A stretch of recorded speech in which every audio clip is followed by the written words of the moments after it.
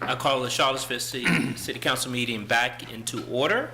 Madam Vice Mayor, will you please read us out, please? Certainly.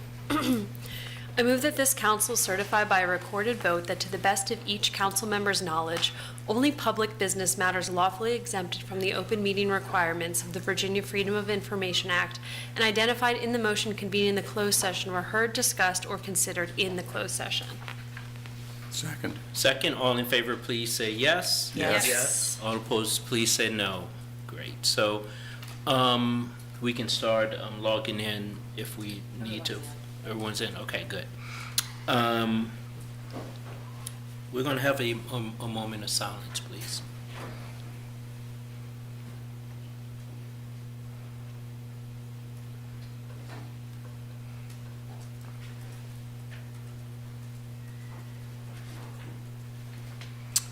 Thank you very much. We have a couple of announcements and proclamations. The first announcement is that on May the 30th at 3 o'clock, there will be a community unveiling of Mails Walk. It's going to be right by the diner. It's a street there. And for those who didn't know it, the actual location is Main Street between 7th Street Northwest and 8th Street Northwest. And so if you didn't know Mel, he was a longtime owner of Mel's Diner for nearly 40 years. He passed away in 2024. Just a staple in the community and just working with the family and community members to figure out the best way to acknowledge him and recognize him. And so this is something that we can do. I'm planning to speak as well as Creed Deeds and probably others. James Bryant will be singing, so it's going to be a wonderful festive day so I hope people will come out. This is being coordinated by Miss Alexander, who's another amazing community member. So if you could please add that to your calendar. It's a busy time of year for festivals and carnivals, and not carnivals, but events like that in the community. Any other announcements? Yes, it's continues to be Bike Month, and if everyone checks bikeseville.com, you'll see a calendar of events, a bingo card that you can fill out for different activities, and tomorrow there is an e-bike demonstration that's open to the public that will be located at the county office building from 4:30 to 6:30, so you can swing by and test out an e-bike in the parking lot, so you won't be on a busy road, you'll be safe. And they're super fun, a great way to get around town. There'll be a bunch of different types to try and a bunch of people there to help you figure it out, as well as helmets to stay safe. So again, that's bikeseville.com for the full calendar of events. Can I add to that Bike Seville piece for just a quick minute? Also, if you join connectingva.com and track your bike rides this month, we're in a bike-friendly city challenge. I don't think it's friendly because what's happening is Richmond is beating us by like 5 rides right now. So I need you guys to sign up and track your rides so we can beat Richmond as on the leaderboard. But we are number 2 right now, ahead of City of Roanoke, and I think we can win. So Yes. yeah, get on your bike and track it. Last week, Jen and I had a fun outing with city staff to ride around the city. First time I got to try the Meta Ray-Ban glasses. So, but please, it's a way to kind of test, using alternative modes of transportation. It's a good way to do that, fun way to do it, and realize that maybe you can do more and more trips that way. So thank you very much. Any other announcements? Should I read the boards? Yeah, so we made several board appointments during closed session, and we're going to be doing some interviews, but we were able to make some appointments. And we do want to thank everybody who applied. Some of the decisions were super close. For the Board of Architectural Review, we're appointing Jen Trompeter. The Community Policy... Oh, I'm making a motion Oh, yes. to appoint. Thank you. Jen Trumpeter to the Board of Architectural Review. Community Policy and Management Team, Marquez Mitchell. Historic Resources Committee, William Bergen, Lucy Pola, Jonathan Rice, Richard Guy Wilson. The JABA Advisory Council on Aging, Catherine Zuber, and I do apologize if I mispronounce anyone's names. Jefferson Madison Regional Library Board, Janelle Lynch. The Piedmont Virginia Community College Board, Brian Pinkston. The Region 10 Community Services Board, David Opper and Emily Warren. And the Retirement Commission, Casey Parker. The Sister Cities Commission, John Mason, Stella Mattioli, and Elizabeth Smiley. And the Thomas Jefferson Resources Protection Foundation, Aaron Mills. Lastly, the Tree Commission, Roger Geddig. If you applied for a commission and you didn't hear it announced there, it is being deferred, so stay tuned. Yes. Second the motion. Second. So I think we can vote electronically. The motion passes 5-0, I believe. Yes. Thank you all so much. And again, for those that apply, we are now, we have a couple of proclamations. And the first one is Public Works Week, May 17th through the 23rd. Whereas public work professionals focus on infrastructure, facilities, waste management, street maintenance, engineering, and traffic field operations and services to make Charlottesville quality of life better for all people to live, work, play, and visit. And whereas these infrastructure facilities and services could not be provided without the dedicated efforts of public work professionals who are engineers, managers, skills, trades, equipment operators, and employees at all levels of government who are responsible for rebuilding, improving, and protecting public buildings and other structures and facilities essential for our community members. Whereas in the public interest, Charlottesville to gain knowledge and maintain an ongoing interest and understanding of the importance of public work programs in the respective community, whereas the year 2026 marks the 60th annual National Public Works Week sponsored by the American Public Works Association and Canadian Public Works Association. Therefore, be it proclaimed that the week of May 17th through the 23rd is Public Works Week in the city of Charlottesville, and we urge all community members to join in activities, events, and ceremonies designed to pay tribute to our public service professionals. Steve. So. Thank you. Good evening, Mayor, Vice Mayor, and Member of Council. Public work is about recognizing the people behind the work, but it's also about recognizing the success of the team. The story of Public Works today is just not about maintenance. It's about execution. It's about outcomes. But most importantly, it's about our workforce. Over the past year, we have changed the way the department delivers through collaboration, accountability, and stronger focus on execution.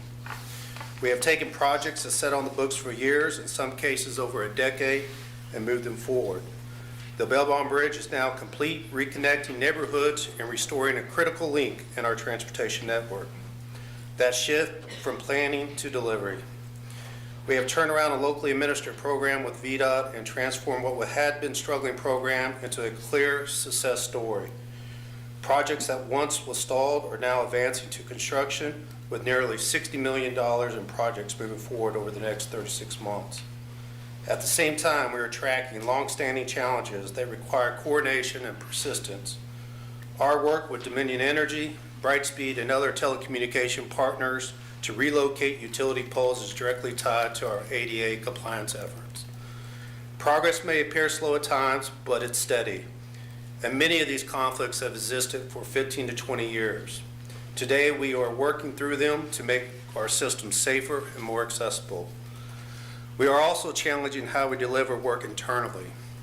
We're expanding our in-house capabilities and building crews that allow us to take greater control of our outcomes.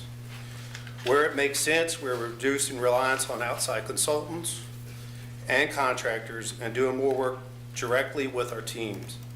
That allows us to move faster, reduce delays, respond more directly to the community needs, and deliver work at a lower cost. This past winter, the same commitment showed up during multiple snow events. Our team opened roads, cleared key public access areas, and did what it took to get schools, businesses, and community moving again. Snow response is not simply putting plows down and spreading salt. It requires planning, timing, equipment placement, and real-time decision making. A delay of even an hour can determine whether you stay ahead of a storm or fall behind. Our team understands that, and they execute. The same level of professionalism was displayed last week at the Mid-Atlantic American Public Works Association Conference. During the equipment rodeo, there were 6 of our equipment operators competing and demonstrating their ability to safely and effectively operate heavy equipment. I'm proud to share that Josh Weiland placed second in the snowplow operations, standing out among more than 150 equipment operators competing in multiple equipment events. That includes West Virginia, Maryland, and Virginia. While at the Mid-Atlantic APWA Conference, Public Works was recognized with the Honorable Mention Project of the Year Award for structures from $5 to $25 million category for the Charlottesville Fire Department's new Fire Station 1. That recognition reflects both the quality of projects this team delivers and skills the workforce behind the work. We have a similar progress in the land development process by making our reviews more predictable, more solutions-oriented, and more focused on producing better outcomes while keeping projects moving. Our expectations is to keep initial review times 21 days or less, which reflects our commitment to consistency, responsiveness, and accountability. And as important as what we build is how we communicate through work. Infrastructure projects affect neighborhoods, businesses, access, and daily routes. Routine. Our teamwork is in the space every day, explaining the work, hearing concerns, and helping moving complicated projects forward. The common thread through all this is the people doing the work. The team shows up every day with ownership, pride, and professionalism. They don't look for credit. They focus on doing the work well. Tonight, I thank you for the proclamation recognizing Public Works Week, May 17th through May 23rd.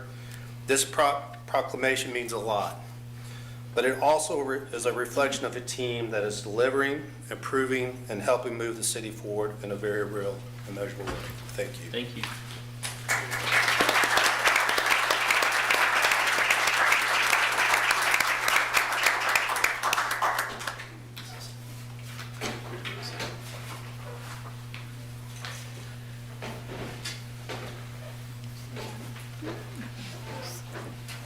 Natalie? Yes. I have the proclamation for Dementia Awareness Month. Whereas dementia is a growing public health crisis with more than 11% of City of Charlottesville residents over the age of 65 living with this disorder, and approximately 14% of the city's population being over the age of 65. And whereas family caregivers are facing increasing physical, mental, emotional, and financial strain, and whereas the number of people living with dementia or caring for someone with dementia is expected to grow in the coming years as the number of older residents increases, and whereas the City of Charlottesville wants to ensure that the city is welcoming and inclusive to all of those impacted by dementia, and whereas local government, businesses, the faith community, financial institutions, first responders, healthcare providers, educational institutions, and the residents of the city can make small changes to provide a community in which people living with dementia can continue to be involved, active, respected, valued, and understood. And whereas the Dementia Friendly Central Virginia initiative is dedicated to raising community awareness of dementia and the needs of those living with dementia and their caregivers in our area.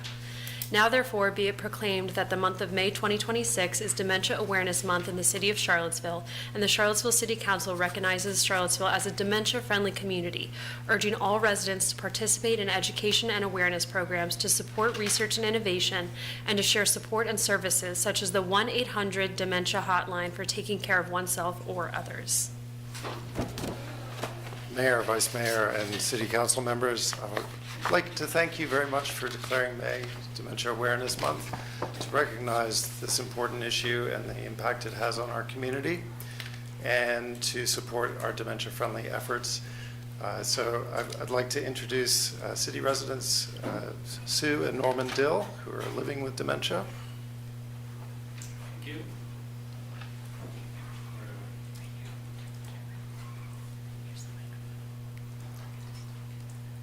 Okay, thank you very much. Norman Dill, longtime resident of this city, and having had several businesses here and 5 children in the county and the city. I've been in both places. It was very surprising to me. I mean, I kind of knew what dementia was, but didn't really realize it until I was having trouble driving and having some near misses in parking lots and on the road. I remember Sue, a couple Thanksgivings ago, I said, well, I don't want my grandchildren in the car when I'm driving because, I'm just feeling like I'm wavering a little bit or something. And she wisely said, well, maybe if you're worried about your grandchildren, you should be worried about everybody else on the road too, which struck a chord, and I stopped driving. But that's a huge problem for so many people with dementia. They are just so intent on keeping their car because, you're stuck if you don't have a car. For a lot of places, that's one reason why I moved from the county into the city to be able to walk to the downtown mall and to stores and that kind of thing. So, we've made some adjustments, but it's still frustrating at times to not be able to do everything I want. But I really appreciate this announcement, and that it hopefully is a way for people to understand, that it's just, for example, and I won't go on beyond that, but it's really hard for some reason. It's hard to deal with money and paperwork, and I had heard that, but what's so hard about money? $1, $2, $3, $4, $5. It's not that complicated. But then, shortly after having that kind of dismissal, I was in the bank and getting some $5 and $1 bills because I like to have some money in my pocket, and then I dropped them all, and they went all over the floor of the bank, and people were picking up my money, and all in their mind they were helping, but to me it was like people are stealing my money, and so we figured that out, and now when I go to the bank they know me and we have a relationship, and it's not a problem, of course, but so just to be aware of people are usually in denial about their limitations in the beginning, and everyone I've talked to has the same experience of, no, I'm fine, I just need a little more time to mow the lawn or whatever. But it's there is a lot of danger in not being able to know exactly where you are, or how fast you're going, or where to turn, or that kind of stuff. So I think it's important for people to keep being reminded that if you or people in your family or neighbors seem like they're struggling, they probably are, and they probably are struggling more than they let on. So that's, I guess, what I'm trying to just drive it home, that it's a real thing. It's a form of, what's the overall disease? Alzheimer's. It's an aspect of Alzheimer's. And at the same time, it's very important that I heard, I don't know, a few weeks ago that, I'm almost done. Thank you, Sue, for keeping me on track here. But, being, forgetful is not the same as being stupid. You don't lose your intelligence when you have Alzheimer or a related condition. You keep your intelligence, you just have to apply it differently and not do things automatically, without going into too much detail. So, thank you. Thank you, Norm.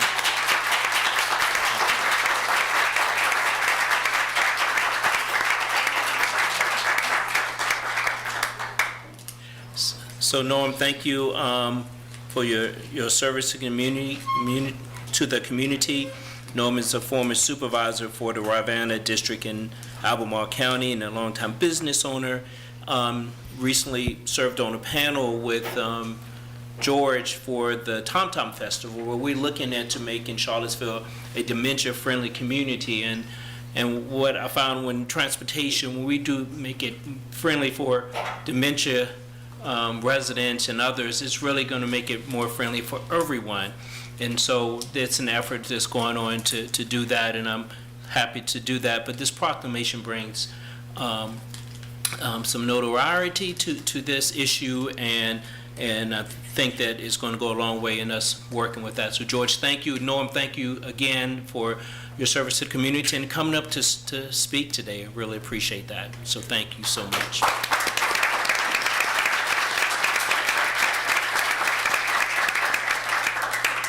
Okay, so we are now, any other proclamations? We're now at the opportunity for, no, this is a different one. Okay.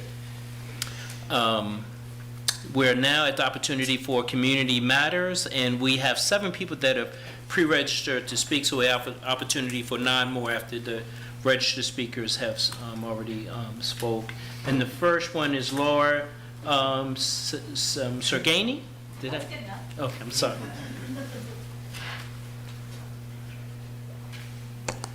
Thank you.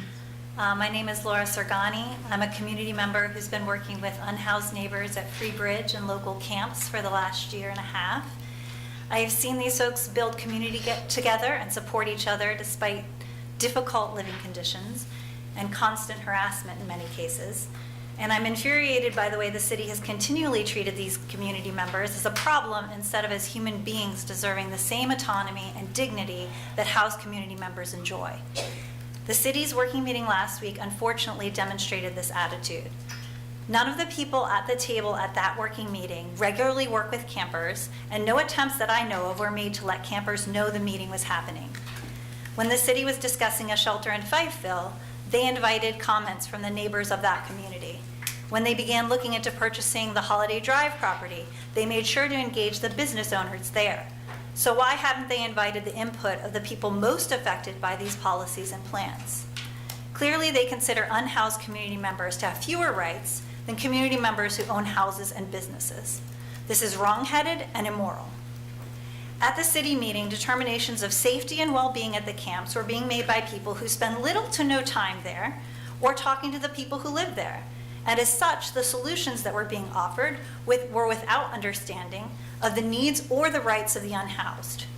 Providing alternative camping locations with access to resources is welcomed.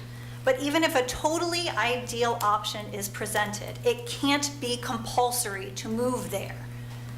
Whether that option is a camp, a shelter, or even housing. From the discussion, it was clear that the city's ultimate goal is to force unhoused people to move to a location that can be further surveilled and controlled under strict rules. This plan devalues community and denies the humanity and autonomy of our unhoused residents.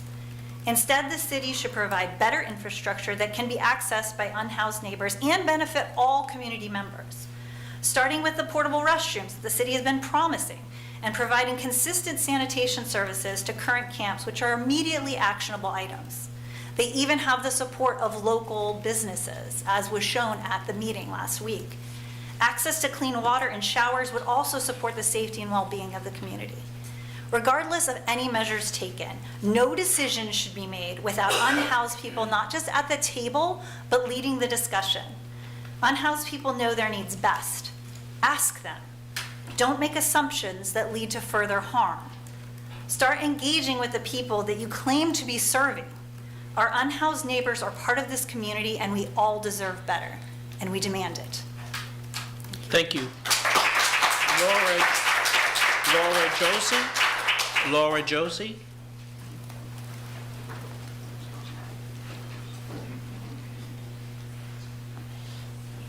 Good evening.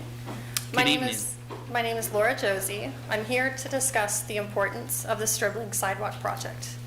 I've lived in the Fry Spring neighborhood for 15 years, lived on Stribling for 7 years, and currently own a property on Stribling.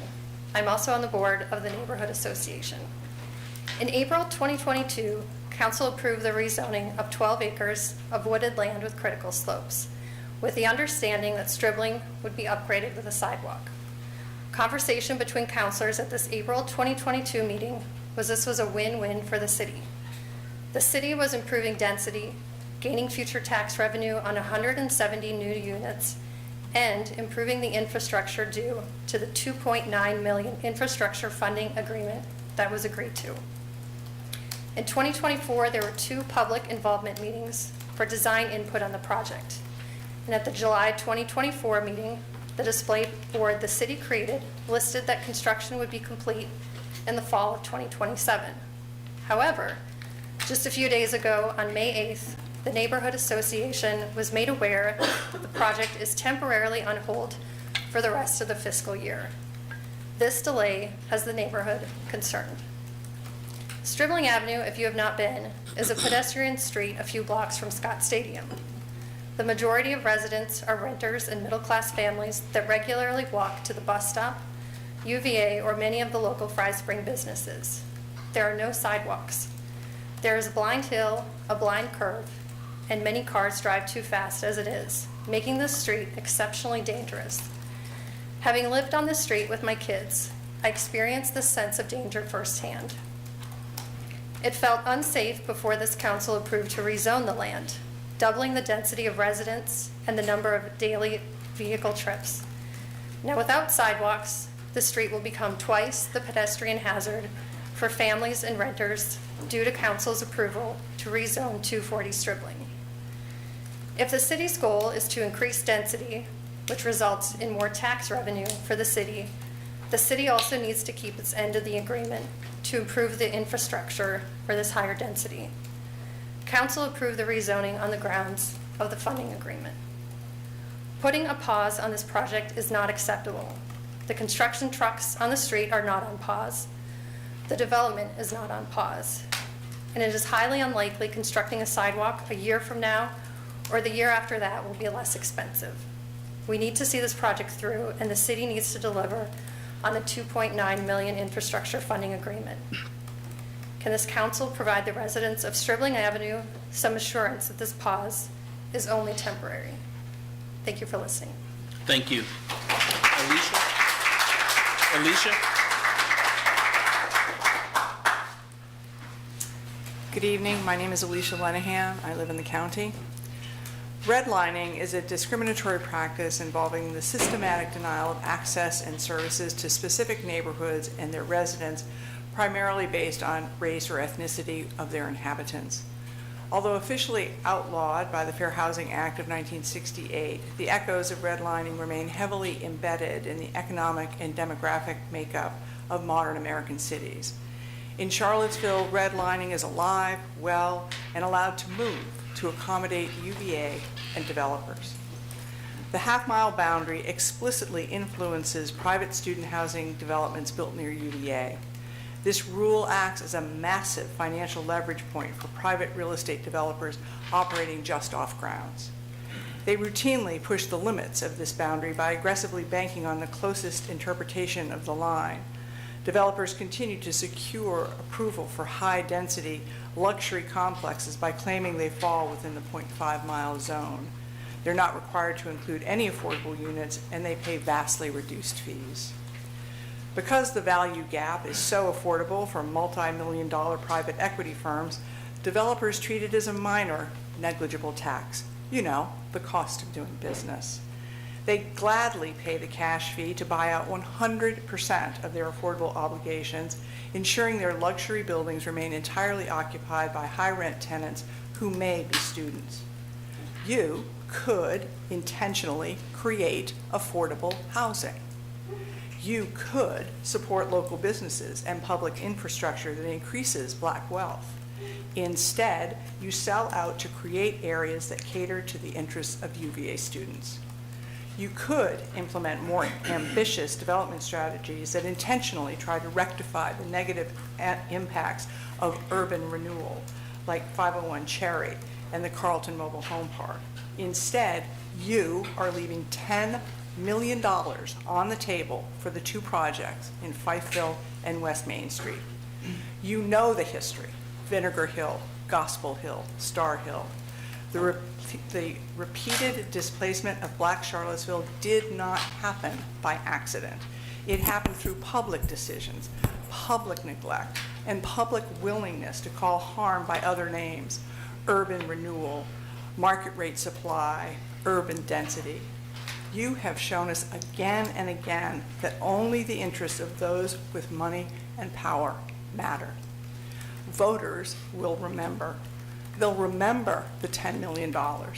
They'll remember your utter disregard and disrespect for the residents and community members who have named the harm here at every meeting for nearly a year. Thank you. W.N. Martin? W.N. Martin? W.N. Martin?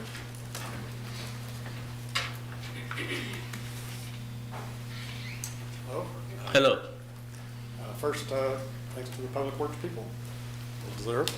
I'm here as a resident of Fry Springs also, like Laura Josie was. I've lived in Charlottesville for over 40 years and in the Fry Springs neighborhood for all of that. I don't own property on Stribling, but I have friends that I've known, so I'm on Stribling at least once or twice a week with those friends, and I know how the street is a danger and a hard place to navigate by both bicycle and walking. I also know that the history that Laura does. I was at all those public meetings about the different aspects of it. The notion that the easement is a late-breaking, seems to be a late-breaking issue is kind of unusual. That kind of thing was the sort of easements that are needed by all the plans, and so that could have been well underway already. But the other thing I'd like to mention is that there's been a recent utilities project on Stribling. This is not the central line. This is a separate one. And the citizens along there, the residents along there, have been putting up with almost 2 years of a pretty mismanaged construction project along that line there. And I think a lot of people who were putting up with that really thought, well, it's okay because we're going to get a new sidewalk and that's going to do a new street covering and we're all going to have something really nice by maybe into 27 or 28. And so there was a lot of goodwill toward what I think was a pretty bad in the sense of like digging up the street and leaving it gravel for weeks and weeks and weeks through rainstorms. So it was dangerous to drive through with potholes. But I think a lot of that was, well, that's okay. The city's going to come through with this sidewalk and we're going to have a really nice street to walk on and a good pavement for doing that. So I think not going ahead with the project would be a major disadvantage for the people there in terms of safety, but also a major loss of trust in the city of actually coming through with things they have said that they're going to do, understandings of how they're going to finance certain pieces of it, and getting the job done, letting the crews, Public Works crews, get out there and do their good job and get a good project going. Thank you very much. Thank you. Don? Don?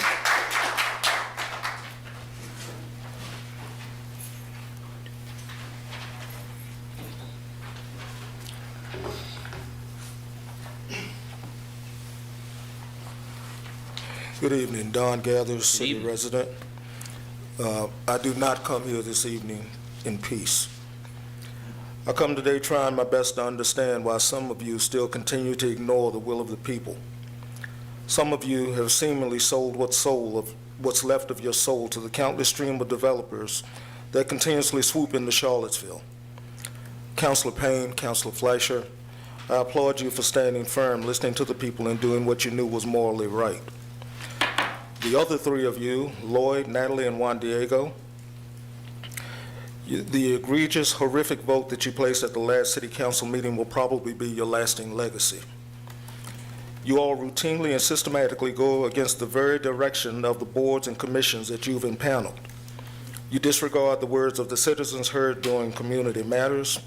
Lord, you have morphed into Charlottesville's version of Rudy Giuliani.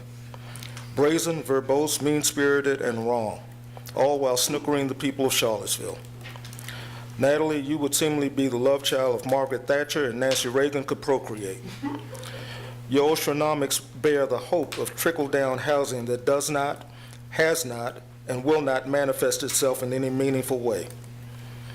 And you, Juan Diego, you are turning into the Mike Signer 2.0. To hell with the people, damn the torpedoes, full speed ahead. You won't sit on the precipice of becoming a modern-day Negro pen. What? You Negro pen. You are the Charlottesville's answer to Clarence Thomas, leading the charge for the newest version of Jim Crow redlining, betraying the people of Charlottesville. I would like to think there's presently a crisis of conscience, yet I'm left to wonder if there is a conscience. What you've demonstrated is not leadership, it's cowardice. Cowardice in its worst form. You're being used as the modern-day racist tools of white supremacy. Your seemingly thoughtless actions will surely drive up the homeowners' cost in taxes, causing many of them to have to leave their family homes. This, at best, is backdoor gentrification. These developers are Charlottesville's weapons of mass destruction, and you would never allow this to go on in Greenbrier or Park Street or Belmont. You may think that this fixes the previous screw-up on the zoning ordinance, but in reality, it's the moral equivalence of changing your shirt because you've crapped your pants. While your actions will surely expand the city's tax base, it will simultaneously change the very landscape of the Fifeville community. It will most assuredly change the fabric of an established community that you were elected in part to protect and not to destroy. You were elected to represent all the people, not just the rich. But here, you've missed the mark. Thank you. The next speaker is Jason.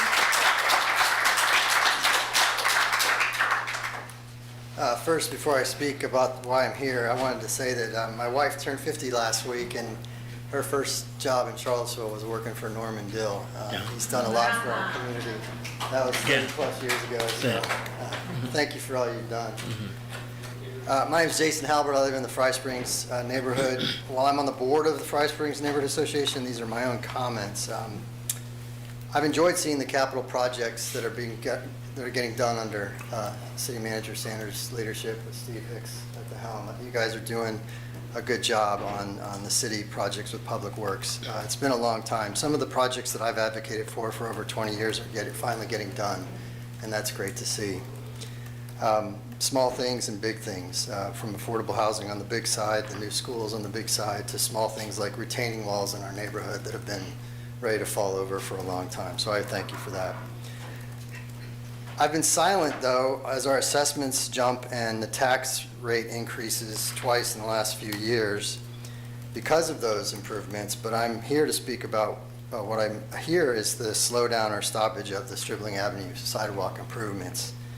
I think that would be a big mistake on council and the city manager's part if you were to slow that project down. It's been in the works for years. You've spent a lot of money on it. The designs are well past the 60% mark, and I get that there's a lot of budget shuffling and reprioritization, but this thing is underway and you need to get it done. As Laura and Worthy said before me, the neighborhood is expecting it. The neighborhood deserves it. We've come forward to City Council long before the 240 Stribling development was approved, asking for improvements to Stribling Avenue. It's just not a safe street. If you're going to add 170 families to that street at the end and not improve the street, you're just asking for a kid to get hit on a bike or a stroller to get hit. You're just asking for it. So I understand the complications of being a city councilor and managing and juggling a budget. There are always more demands than money can afford, but I don't think you can slow down and stop this one. I think you need to move forward with it. Thank you. Thank you. Carlisle Wade. Carlisle Wade. Good evening. Good evening. My name's Carlisle Wade. I live at 112 Stribling Avenue. I want to start by saying I'm not here to oppose anything. I've spent 30 years in construction and development, and I believe in what density does for a city. More people equals more ideas, more vibrancy, more support for our local businesses, and frankly, a smaller environmental impact than the same number of units spread across, say, half-acre lots. I support the 240 Stribling project, and I want it to succeed. That's exactly why I'm concerned that the Stribling sidewalk project has been paused. This wasn't an optional add-on. The city acknowledged the safety problem on Stribling. The city accepted a $2.9 million proffer tied to it. The city made these improvements a condition of approving 240 Stribling. The city made a commitment. Now the development is underway, but the sidewalk and roadway improvement meant to keep pace with it is not. In the meantime, construction traffic has made Stribling less safe to walk than it was before any of this began. The need has not paused, but the project has. I understand the reason given was that it's over budget. In 30 years, I've rarely, if ever, seen a project that came equal to or under its initial estimate. Costs can rise for a myriad of reasons. That's not a surprise, it's reality. A budget overrun isn't a reason to abandon a safety commitment. It's the normal, expected part of the work that the city signed up to do. I understand the most difficult piece is the property owners that may lose on-site parking. That's a real impact to them, and it deserves a real solution. That's negotiation, and negotiation takes creativity. I don't know any of the details. Perhaps dedicated residential parking permits tied to specific addresses. Perhaps new retaining walls that move existing parking closer to the units. It might simply be a fair monetary deal. But that's the work. And it's solvable. I'm asking the council for three things. First, take the project off pause and recommit to delivering it in a timely manner. Second, consider phasing it. Begin construction while negotiations with the affected owners continue. Progress and negotiation can happen concurrently. Third, give the neighborhood a timeline. We've been patient. You committed to these improvements. I'm simply asking the city to be true to its word and to do so before somebody gets hurt. Thank you. Thank you. We have the opportunity for 9 more speakers. Who would like to speak? I'll start over here. Anyone over here? Yes. Can I go up to the mic? Yes, please come up to the mic.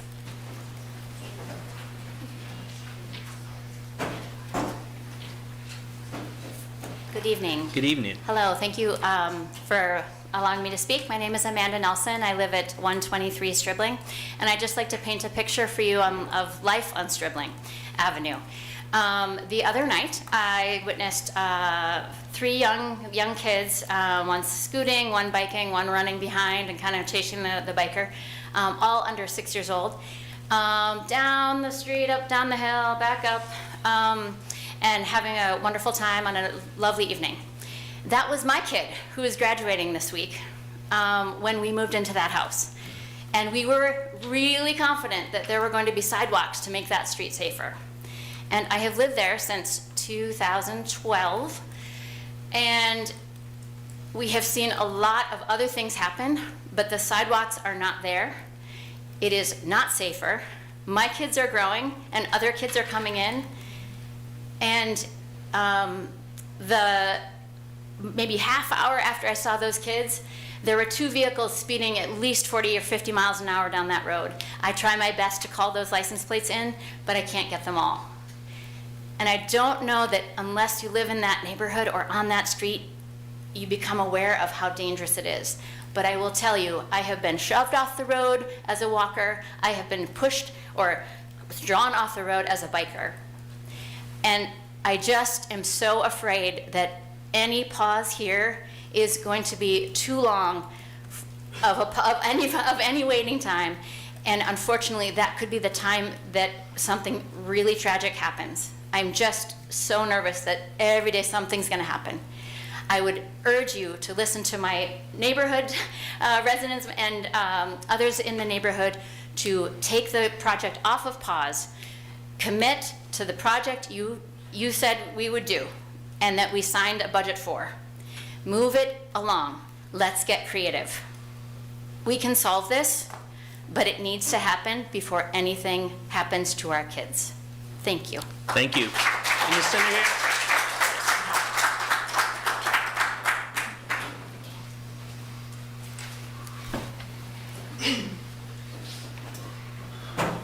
Hello, my name is Senlin Means, she, her pronouns. I'm a pretty much lifelong resident of Charlottesville and Emerald County.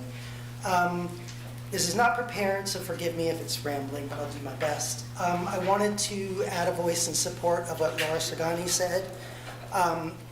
As long as I've lived here, of course, affordable housing has been a scourge of the city. We've never seemed to be able to do anything about it. I don't know much about development or city, or building houses. I'm sure it's really difficult. But if you look at this city from Pantops or anywhere else, there's so much green space. There's so many just woods and, I don't know, whatever, vacant lots and vacant forests that can accommodate campsites. And camping is a pretty good way to stay sheltered, have your dignity, have your life, and live, and it's a lot cheaper than affordable housing. It's kind of the least we can do and the least we should do. So you see it all over when homeless folks go to an encampment, they set up a community, they start living their life for themselves, start building their own lives, and we go in with cops, we kick them out, and all we do is make their lives worse. And we make that problem worse and worse and worse. And I use quotes on problem because whenever we talk about the homeless problem, it's really a problem for the people who have no houses, and we forget that, and we think of it as a problem for us. But it really isn't at its core. And it's something that we can solve. And I've lived here for so long, and this city never fails to disappoint, never fails to live up, or always fails to live up to its values. And along with so much stuff like white supremacy and fascist governments, we need, taking care of people is simply the one thing we should always, always do. It's not hard, it has nothing to do with politics. And if you're going to be making rules about the lives of homeless people, you have to go talk to them. You have to spend time in the communities, because I've worked with them, friends with them, we talk on Facebook, and so many of the myths that just stay in the minds of most of us who are privileged enough to have a roof over our houses and food and a car. So many of the things we think, like safety, they could pull themselves up by their bootstraps, all this garbage. It's just myths. And if you spend time with them, you not only see that they are wonderful people, members of our community, and that it is so hard to pull yourself out when you get into that place. And most of what cities do makes it worse. So please, please try to work harder on that. Thank you. Thank you. Anyone over here like to speak? Anyone over here like to speak?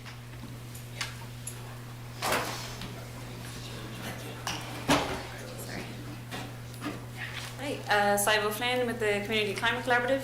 C3 is currently leading a utility decarbonisation study that follows on from a preliminary study done by Charlottesville Gas in 2024. We got grant funding to work with the Southern Environmental Law Centre and UVA's Centre for Community Partnerships, contracted with an environmental consultancy firm named Dunsky to investigate financial, legal, structural pathways toward decarbonisation. And there's a firm grounding in equity to protect Charlottesville Gas ratepayers from any changes. We're about a third of the way through the study. We have a few progress points to share this evening. So UVA's Centre for Community Partnerships, they're leading public engagement opportunities, including focus groups, workshops from community members. Participants will be compensated for their time with gift cards. Their input will directly inform pathways identified in the study. The project lead from the consultant will be visiting Charlottesville between July 6th and 8th to engage with councillors, city staff, the public, to answer some of the more technical questions that benefit from his expertise. He'll also be able to present a status update to City Council during the July 6th regular meeting if you want. C3 is also glad the City is not doing a 5-year contract renewal to buy carbon offsets from British Petroleum, who profit from both the sale of fossil fuels and ratepayers' good faith attempts to mitigate burning fossil fuels. We hope alternative uses of the enterprise fund can be identified without buying another year of BP credits, which the City is currently considering. Another C3 supported initiative, the Green Teen Alliance, is a student-led group that unites various high school environmental clubs in the area, currently circulating a petition through the community to improve recycling and composting systems in the Albemarle and Charlottesville schools, which will be presented to both municipalities' school boards this and next week. The petition has hundreds of signatures, but more support is needed from the school boards' peer decision makers like yourselves. We understand the timeline is short, but the GTA is asking for support from individual council members for that. On a very personal note, and why my voice is a bit shook, just before coming here, I was shaken to learn two of my friends, Logan Hollersmith and Kel Riggle, were kidnapped today by Israel in international waters while on a humanitarian mission with the Global Summit Flotilla to deliver aid to Gaza. In my fears for my friends and all Palestinians, I moved to thank the city for having passed a ceasefire resolution a few years ago. I want to live in a community that continues to address the fact that we in the US bear massive responsibility for the ongoing Israeli genocide of Palestinians. When incredibly brave people like Kel and Logan respond to that responsibility with direct action, they sail knowing there's a swell of support behind them from that growing majority of Americans that know what genocide looks like. Because there has been no ceasefire, please consider what are the ways you, as a city council and as individuals, can divest from the US and Israel's ongoing genocide. Thank you. Thank you.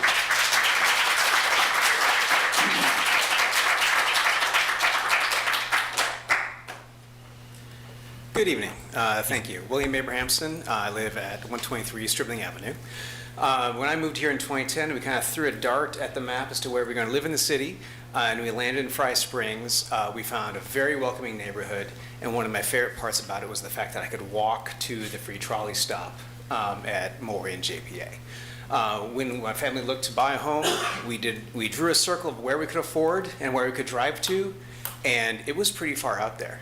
So we made the choice to invest in the city to buy a fixer-upper home because we loved being able to access public transportation in the city and be able to move around the city, and we wanted that life for our kids. I think it's very fitting that two of our first proclamations reinforcing our values here in this city. One is the value of investment in our infrastructure, the investment in the people that do that work, and making our city accessible for all throughout their entire life. You've heard about children, you've heard about elderly. This is critical infrastructure that we have said is part of our value system. Tonight, I ask you as stewards of both our budget and our values to put those two things together. Put the money, where it has already been invested, where we've already spent years and years of your staff's time, of professionals' time, of the neighborhood's time, building a product, building an idea that is going to make this a better neighborhood for generations to come. That is something that is absolutely critically important. I was part of the group back in 2019 that had this conversation with multiple city managers at the time, in particular Mr. Sanders, and we established the long history of the value of this project to the neighborhood and the city, the 2015 bike ped assessment as well. And it was great to have partners within the city helping educate the neighborhood about where the cost drivers were, about what were the difficulties of the grading and the stormwater and the right-of-way procurement. People understand that. We can have that conversation going forward. People are invested in continuing it, and the staff that you just recognized deserve that right to see this project through. One of the first things that Deputy Manager Fries mentioned to us was, what if we did something a little different? What if we got a little creative with this? Because it was such a big problem. It was so big that it couldn't be done in typical fashion. I hope we can continue that thinking, whether it be through phasing, different types of right-of-way tax accommodations, but let's keep that creative thinking going and get this project done. Thank you. Thank you. Someone in the center? Anyone in the center like to speak? Anyone else over here? Yes, sir.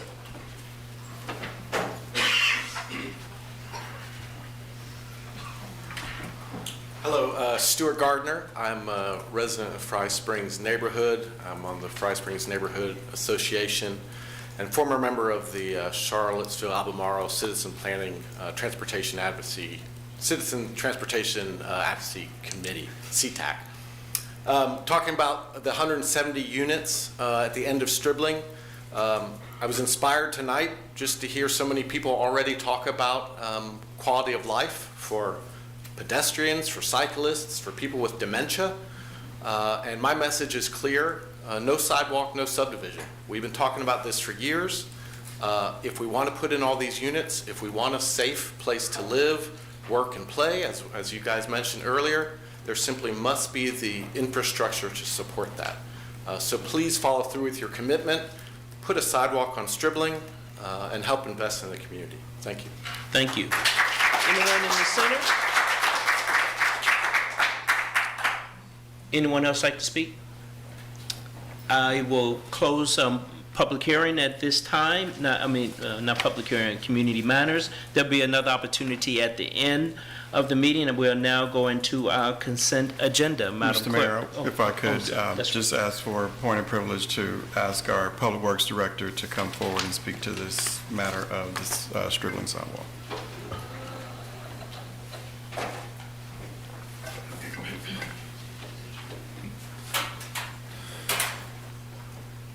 Good evening. Stephen Good Hicks, evening. Public Works Director. So I've been asked to come to explain the reason this project is just on pause as we really think this through and figure out other strategies. As you all know, for years this project has been in the works. The original estimate was around $13.5 million. Since then, we revisited, and we're using 100% of just city general funds. Most projects that are at this magnitude, we use VDOT funds. What has happened is it's not so much the infrastructure that's the costing the project, or there's a risk to the project. It's the actual purchasing of permanent easement and temporary easement. Temporary easement to allow us to work in the area. Permanent easement is to allow us to maintain the infrastructure we install. So the budget project right now, the status is $5.7 million. As of now, for PE, we spent close to $1 million. Right away, the budget amount is $735,000, and we'll talk about needing more money in that in the right-of-way phase, and I'll explain why. And then the construction budget is only about $4.1 million. The total budget is $5.7 million. All right. The challenge is, through the process, we have a total of 48 parcels. We already have agreement we secured 12 of those parcels already. We have a remaining parcels of 33. The additional parcels that we have went and started to negotiate it with, some are coming back in figures that are concerning us. The typical offer we're given, and we're only taking slivers of right-of-way. We're literally trying to stay within the property line or within our right-of-way. Ranges between $2,000 to $6,000. The counter offer are in 6 digits. And so while we work with them, it also requires us, as part of negotiation, and it's been mentioned here, that we can also make some property improvements to offset some of the damages they feel that may occur. Now, not all of them are coming back at 6 digits, but some are still 3 to 4 times the cost that we didn't foresee when we started a neighborhood project where we got the community involved and people wanted to participate and assist in moving this project forward. So the unknown right now is mainly if we do not negotiate a price, and some have already told us we'll see you pretty much in court, that means we will have to do condemnation, eminent domain, which means council will have to authorize the city manager to negotiate the property or condemn it, and then the courts decide how much we pay. That's an unknown risk. And we anticipate already 8 to 10 of condemnation cases coming forward. So let me give you an example. Where you see in the yellow-orange area, that's the permanent temporary construction easement. And the reason why that's just a temporary construction easement is the area where you see the black and the hatches, that's where we're tying in the driveway. Either it's going to be gravel or paved, depending on what exists or what we negotiate. You could see where the sidewalk, and that's hard, it kind of looks like little dots, where if it's close up, it looks like little pizza. That is where the sidewalk is going. And the green is just a permanent easement. So we're not talking about a lot. I mean, we are really doing a great job keeping it within, near the property line, or actually just purchasing a little bit of the easement. And the road will be repaved, and we're also going to adjust the crown, because in some areas, the road looks like this, and some it's like it's flat. And so by doing that, we have to raise the road up a little bit. That's requiring us to purchase a little bit more easement so we can get a decent road. All right, here's another example, though. To the left, if you see where 6.3 is and 6.4, those are drainage structures where we are making enhancement to the drainage, all right? Right now, it's not necessarily the improvement, but we're just going to try to control the runoff the best we can because we are creating an impervious surface new sidewalk. And we know what that means. We have to follow DEQ codes. We can't just say we're not going to improve some of the drainage. But the drainage is not that significant where it's going to be the reason the project can't move forward. The unknown, as I shared with you, I don't know if I can go back, is the right-of-way process right now. So we shared with the city manager's office the concern that it looks like we'll need additional $400,000 just based on some of the numbers we're getting back as part of the negotiation to give us a comfort level to move forward. This is an unknown area. Unlike VDOT, if we did condemnation, depending on the percentage increase of what the court settles or what we go, VDOT will contribute for those condemnation cases.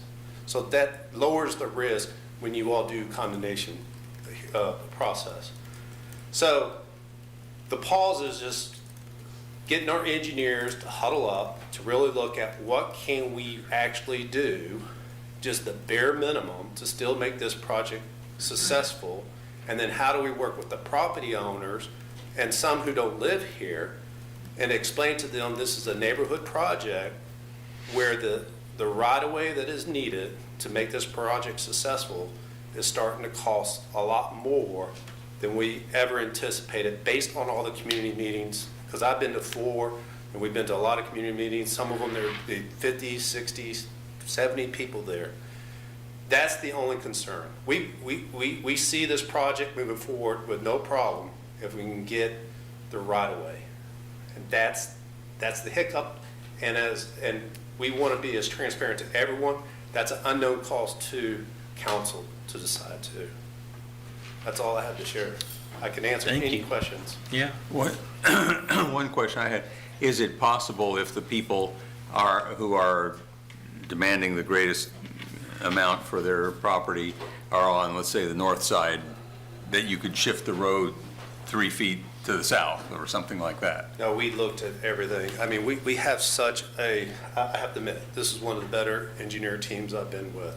We are doing everything we can. The road already goes back and forth. We got crosswalks in the road. We're doing everything we can to minimize the canopy along the road, some of the retaining walls, and trying to do the best where it doesn't impact the property owners that much, but still gives us improvement, enhancement to the safety and the character of the road. We're trying everything. I guess my question is, if the purpose of the pause is to figure out whether there are some tweaks to the project that you could make, obviously you don't want to make the tweaks to the plan after you've already started putting things in the ground. If the idea is we're going to pause it, the statement was made to the end of the fiscal year, which is only 6 weeks away, and that in that intervening 6 weeks, you think you may be able to figure out ways to shave a certain amount of money off the project to make it work better? Is that what you're looking at? No, we're relying on the city manager's office and council give us guidance on the additional funds, not with the cost estimate, for the construction estimate, for the right-of-way estimate, to increase those funds. That's the concern we have. Okay, so the amount of money that we've got, you had a sheet up there showing like $5.7 million budgeted. Yes. The memo that we got a couple days ago, I thought was saying that the difference was between 4.3 and 6.0 million. Is that between 5.7 and 6 million? I hate to be casual about it. I'd have to refresh my memo. I do reflect a memo, but the increase would be, the total project would be 6.1 million with the additional $400,000. Okay. Which we may or may not need. That's just buffer to allow negotiation purposes. That's buffer to move forward with recognizing this has been very costly for a sidewalk project that I've experienced Well, I mean, for right-of-way purposes. if the difference is between 5.7 and 6.1 million, I mean, that's I could go back. I wish I could go back. That's 6%. That's a year of inflation in construction costs. It's still, it's an assumption at this time. And Well, sure. the point of the pause, let me just state it clearly. I apologize to the residents who didn't appreciate that the reference to the pause was supposed to indicate to you that it's not canceled. Because I could have easily said, cancel it, right? So we didn't do that because we're trying to figure out what the real numbers are so that we can bring that information back to council. It's probably going to be more challenging as we continue to move. It's 400,000 right now. This is a very complicated project. It is more than likely to exceed that number even. So we'll be coming back again. That's already more or less being predicted. So I think the reality here is that we were hoping to get the pause and to get the information to this body so that you all can appreciate what I bring to you all the time, the tensions and trade-offs. You have a big list, a long list, and this is more money for things that need to be addressed on that list. If the decision is that you want to move forward, then we want to bring you all the information that we can and make sure that that's clear. I'll also say that not everybody in the neighborhood is supportive of this. They don't want to give up the right-of-way. So that's one of the things that we are now having to negotiate on behalf of everyone else who has spoken up on this project. So it's complicated. That's really the message. And I just regret that we made the comment to you that caused this because we were trying to figure it out so that we could then give you the update. So this project is not canceled, it's paused, and we're talking weeks. It's not going to throw anything off its major schedule of what we've already shared with you. The goal is to get the information to bring to council and make sure that we're satisfied with what they need to know to be able to authorize the additional funds. Is there, since there are motivated neighbors, which I've been to the meetings We're with not going to Springs. stick neighbors on neighbors. But could we ask them? We're going to leave it to the neighbors to be neighborly. I didn't say that specifically because, and we don't want to show even addresses and things of that nature. This is a community project. We have appreciated how well the community has responded, but I made the statement that I made being transparent. Not everybody wants this. I've had other conversations in other neighborhoods where folks don't want the sidewalk. They would rather continue to live without it because there are other issues that come with that. So that's just being straightforward in that regard. So if the neighbors were to say, do a door knocking survey and check that out? They could. Okay, just wondering. But this can't be a project where, for a little sliver of property, someone is going to... Take a lot of money. Right. But it's a lot of projects out there, so... Well, there's a lot of those instances, so we can't afford for every one of them to triple, quadruple, or more. I heard also that, so there's the Stribling extension through the back that comes up on Fontaine. There was a little scuttlebutt from UVA that they were maybe thinking about turning that into a shared use path. Does anyone know anything about that? I've not engaged on that. It's in the county. Yeah, but to coordinate this project. No contact from. Okay, so we proceed as we proceed and hope that. Okay, thank Other you. questions on this project? Thank you, as you made it crystal clear, We're trying. Yes. I will provide an update in a future city manager's report. We'll get a message to the neighborhood group so that everyone can appreciate that we're back on track. The project is just temporarily paused, which doesn't mean we're not working on it. It just means it's not moving as the schedule outlined. I think we were at the consent agenda? Yes. Yeah. Consent agenda, number 3, minutes, February 17th, regular meeting, March 2nd, regular meeting. 4, a resolution to appropriate $389,975 from the Virginia Department of Housing and Community Development Housing Opportunities for People with AIDS HIV grant. Second reading. 5, resolution to appropriate $98,484 from the Virginia Department of Housing and Community Development Virginia Homeless Solutions Program grant. Second reading.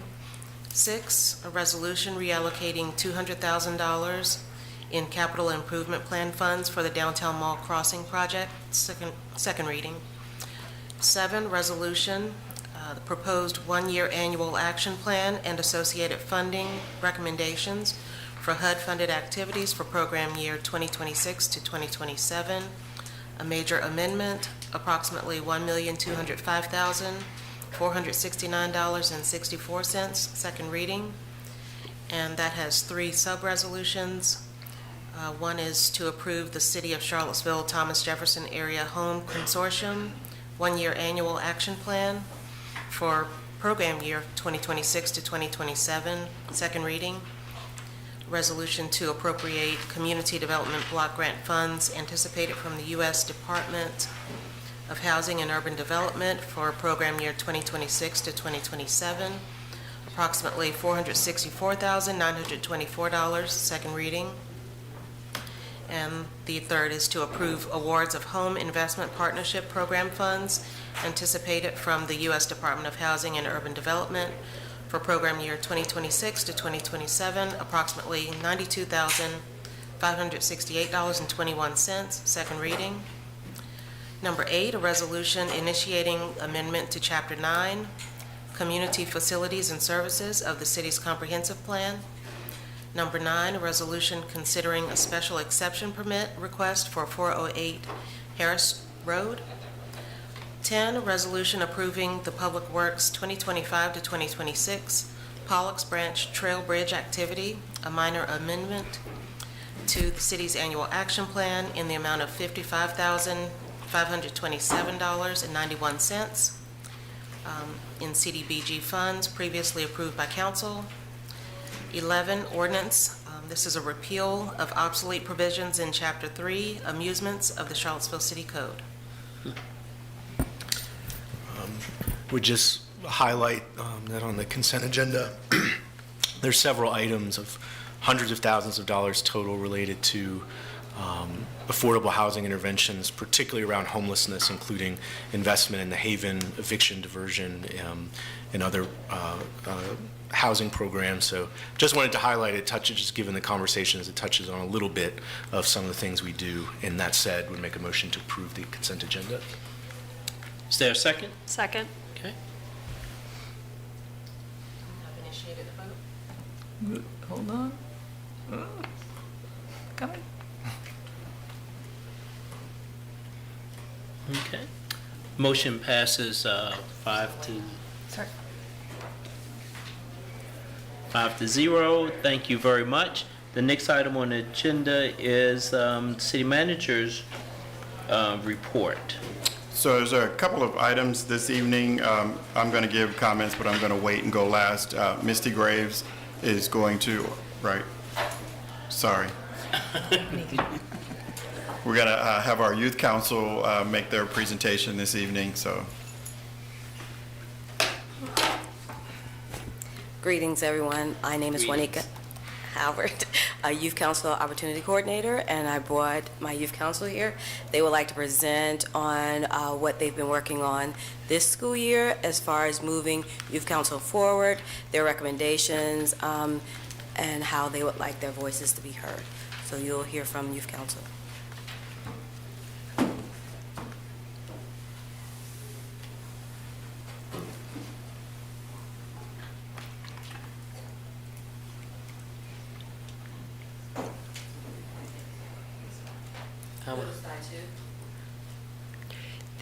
If there's a Next slide, Remy. clicker, yeah, it's gonna be, if you wanna click it yourself.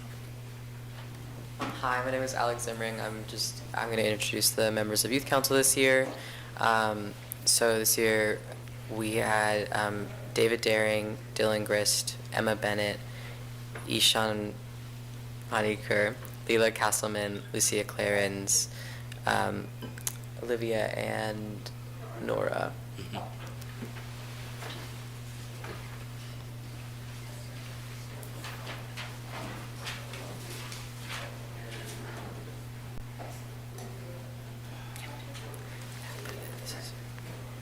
Good evening, counselors, mayor, and vice mayor. My name is Nora Erklins, and I'm a sophomore in high school at CHS, and this is my second year doing youth council. I am Olivia Zumbrin. I'm a freshman at CHS, and this is also my second year doing youth council. Okay, so today we'd like to present on first how youth council will look moving forward, and we want to talk about how we might amend the sustainability and membership of youth council in the future, and we want to improve the youth council experience through increasing knowledge and information of different events going on within our community. We would also want to increase community partnerships and school partnerships, as well as community building and engaging outside of the four walls. Okay, to expand on ways that we can create enrollment in the future more sustainable, we have some recommendations. And to start, we want to include youth council members somewhat in assisting the adults who run youth council and bringing in new members and selecting the new members. And we want to change a bit the current guidelines where we would instead select applicants based on the percentage of the pool applying. And then we would also like to possibly present a renewal application process for current youth council members where we would reopen their applications and possibly reassess if they're still meeting the attendance requirements or are motivated and showing up, because this year we had a bit of a drop-off in members, and this would just make sure that everybody who's part of youth council would want to be there and be active members. We were also interested in creating a program that was stipend as an incentive rewards for the people who are in youth council and for their work. They shouldn't feel like they can't engage between work and participating. And we would also like to create partnership with middle school and high school history departments, AVID, public speaking, coursework, and more, which would promote and engage schools to partner with youth council. Okay, thank you. Who is that?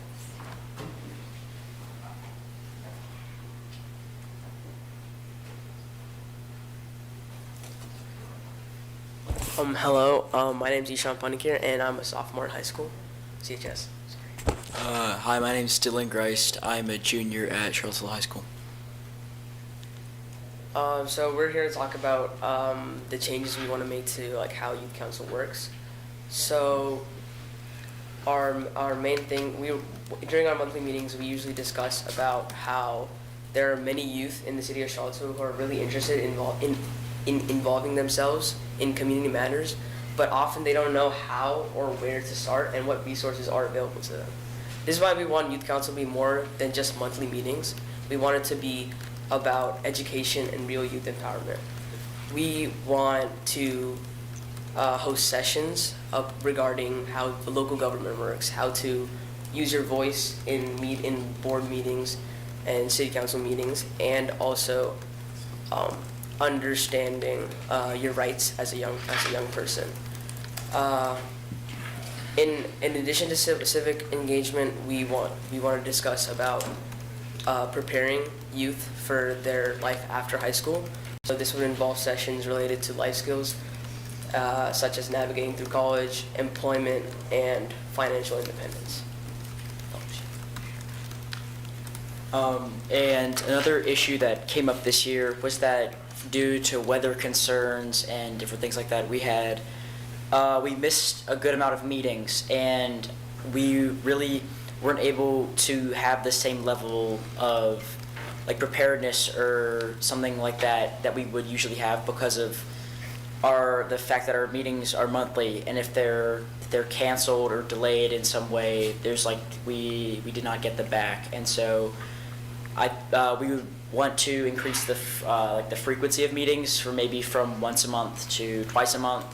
And in addition to the frequency, we would also like to host a meeting at CHS to like support like inclusion, like not only people in youth council be included, but also it be open to students from like the whole school or maybe from either other schools to come in and share their opinions and share their voices.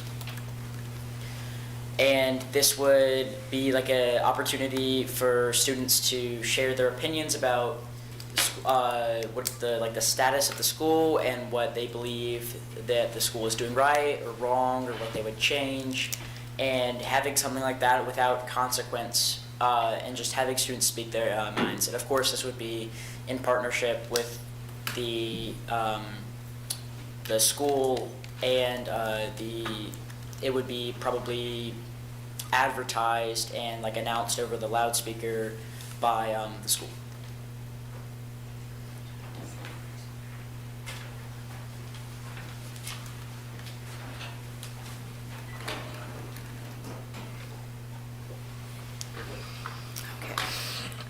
I'm filling in for those who weren't able to be here. So another thing that they wanted to do is take their voices out into the community.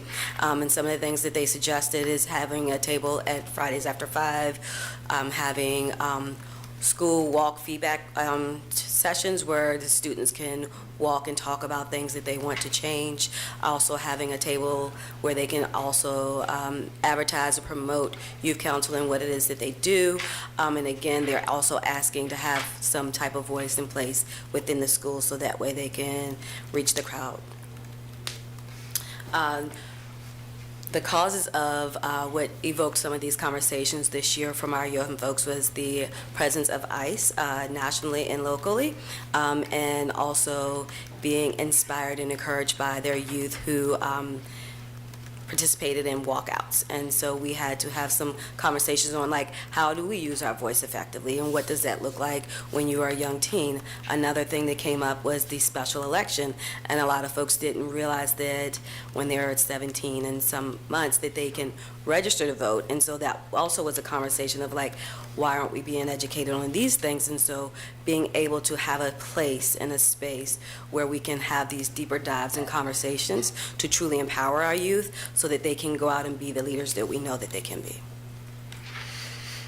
Thank you. Any questions? Thank you. Can the youth come up, please?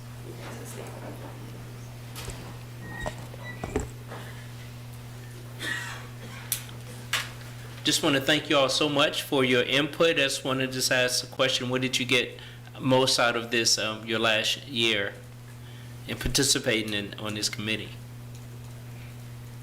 I can start. So this year, as it may have been Ishan who had said, we definitely missed a lot of meeting time due to weather and like the ginormous snowstorm that hit in the winter. Yeah. So we didn't get as much substantial like boots on the ground work as we could have wanted to this year.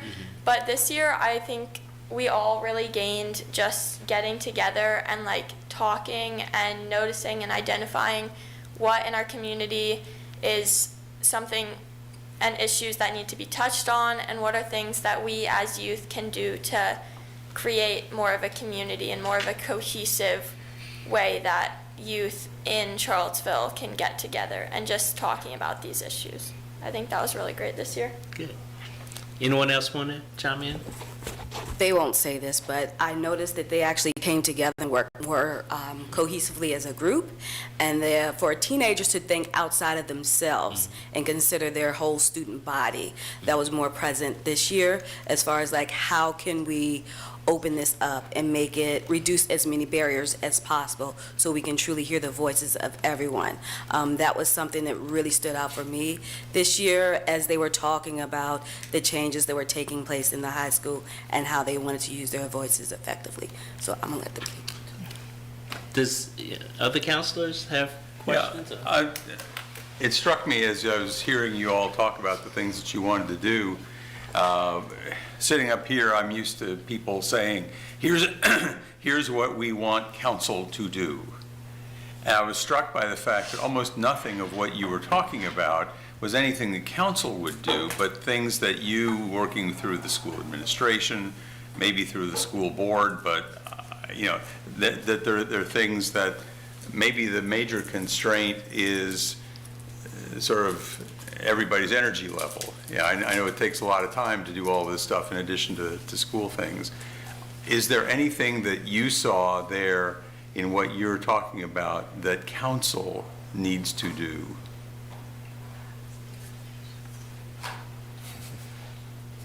Can I answer that question? Yeah. Sorry, y'all. I was like, She's I'll take advice anywhere I can get it. She's coming to ask for money, just be ready. I'm not gonna ask for money today. Today. Not today. I'm Chelsea Stratton. I'm the Deputy Director of the Department of Human Services. I get to hang out with these wonderful children and Miss Juanica. The answer is, so we really, the changes to how council, the youth council runs in terms of onboarding and accepting applicants is out of our hands. That is something that City Council has to change, and we can give you the list of ways we want to change that, but that would need to come from City Council. And also the stipend piece where we can be more inclusive of kids that have to choose between working and being a part of City Council, especially as we're looking at adding in more meetings and more time together. We want to get rid of that barrier where kids have to choose if they help mom with a bill or come participate in this wonderful council. So those are the two things that City Council can really help us with, changing how it's structured. You did kind of slide in as if for more money. You're right. She's good at it. But I called it a stipend. No, I understand. She wanted to prove to me that she would. So we will make sure that Assistant City Manager Roman will be in conversation with Ms. Graves about that. Make sure that we get that information passed forward for consideration on how to take it forward. And how would you work on the part that Dylan mentioned about the school meeting on site in the school and being more inclusive? Would that be school board or administration? Yeah.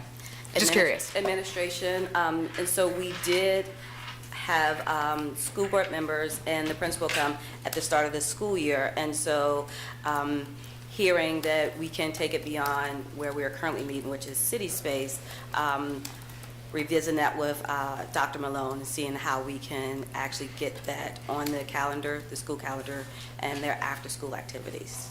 Fantastic. Thank you. I guess. Go ahead. Two questions. One of the things that was brought up that was kind of an interesting reflection is, the intersection of ICE and national politics in the work, as well as like how to approach walkouts and protests. And one, I'm just curious kind of what reflections that y'all had around that, and then two, the topic of like better information about how to advocate in front of local government was also something that was discussed. Kind of what areas are like would be helpful, or were there specific questions around how to be effective with local government?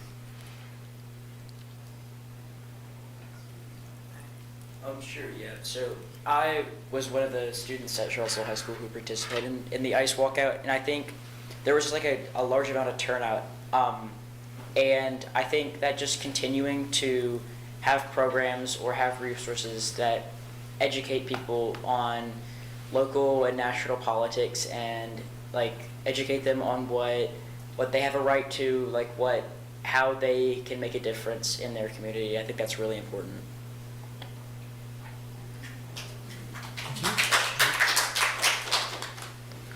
I feel like something that maybe council could be a part of is sharing youth council so more students know about it.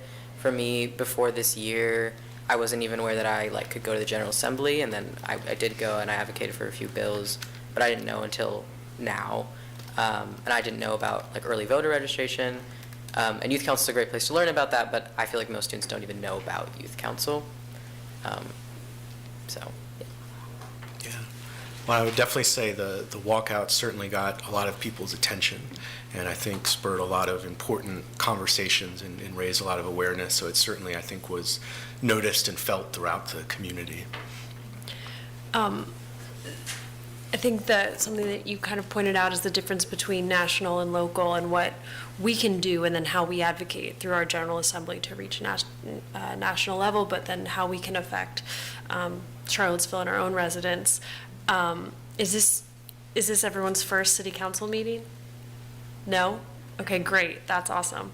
Something that we briefly just chatted about on this end of the dais is we noticed there were 5 of you and there's 5 seats up here, and wanted to see if you all wanted to come sit up here real quick to see what your future could look like one day. Come on. And we're going to have you all vote on our upcoming items. You'll do a better job than us. This is the best seat. You are welcome to take this. Don't want it, don't want it. I promise you'll give it back. Thanks so much for doing it. Thank you so much. Thank you so much for taking the seat. Yes. I know, that's why I'm staying. Yeah, please. It makes me younger. Yeah. Yeah. You feel the power surging. It looks different up here, right? When you look back out there. You have to wear Natalie's sign. Oh. There we go. Yeah. How did I get? You got the gavel? No, that's yours, that's yours. Yeah, go for it. All right, I wouldn't be out if I'm getting 97.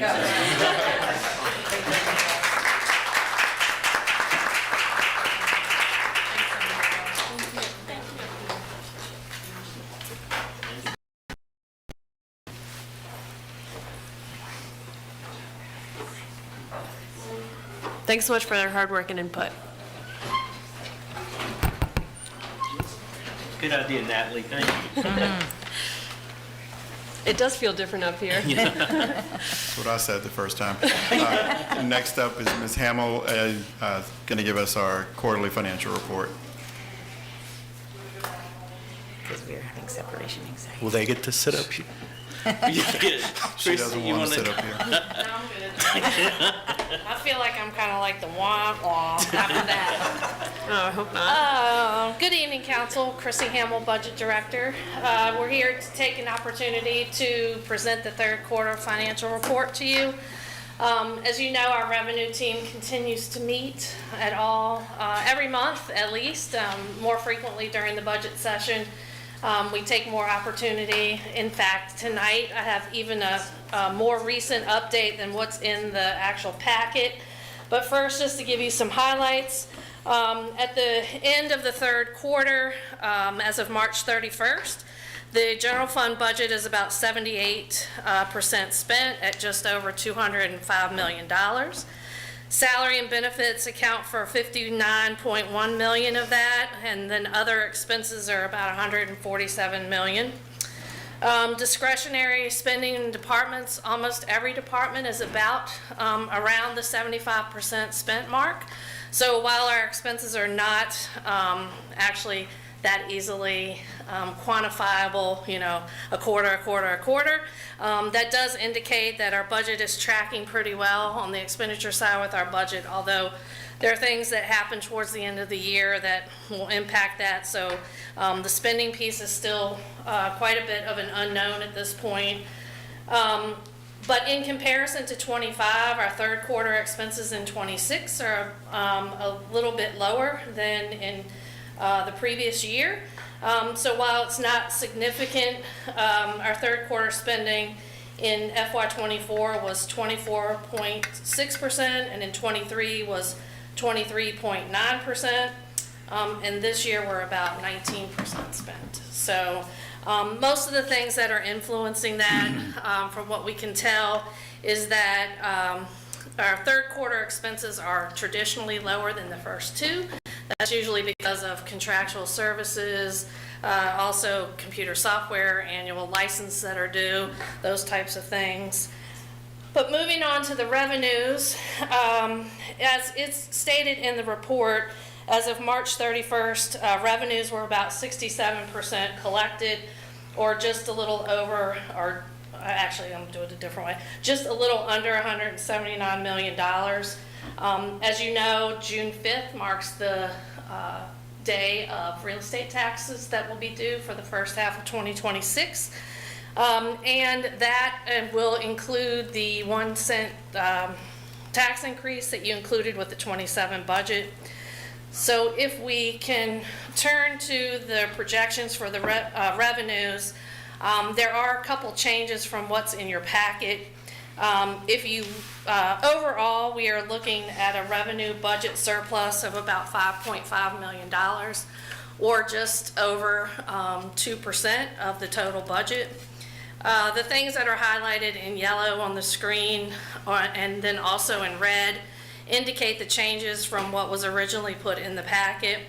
Most of the increase that from the packet to tonight, the three big things, one was BPOL, or business and professional license, and that is strictly a timing issue based on how things were working and updated numbers that we got from our things, Commissioner.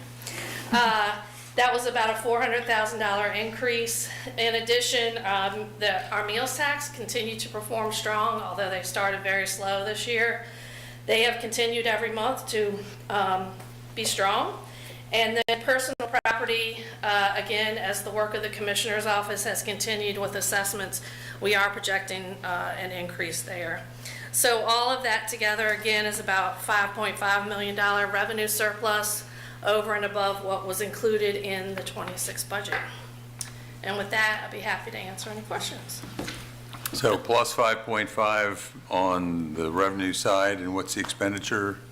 We don't know. I mean, right now, everything is tracking pretty close to the budget, but there are lots of things that happen at year end as other Sure. funds close out and things. Yeah. So it's a little bit harder to project expenditures, but right now it seems to be tracking. I mean, we're not anticipating any large underspending at this point. Thank you.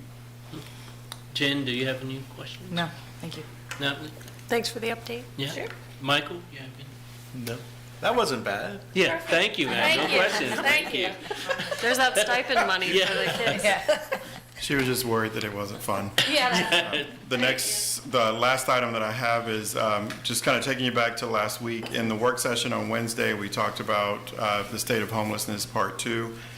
In that session, Councilor Snook asked that I give a 2-minute update on homelessness going forward, just to kind of keep you all posted, so here it goes. I have continued to work through a series of conversations that I was aware of at that meeting last week that would be coming up. I just want to share just kind of some of the moments that have happened since Wednesday. On Friday, I met with the Ravenna Trail Foundation. They came to discuss the concerns that they have as it relates to encampments in the city along the river. But what was different in that conversation, and one that I appreciated and shared with them directly, was that they spoke from a place of wanting to partner and wanting to coordinate. So I thought that was well received. I received that well, and I thought it was important to be able to hear that. Naturally, they have a concern of being able to take care of the trails, to make sure that those trails are available to the larger public.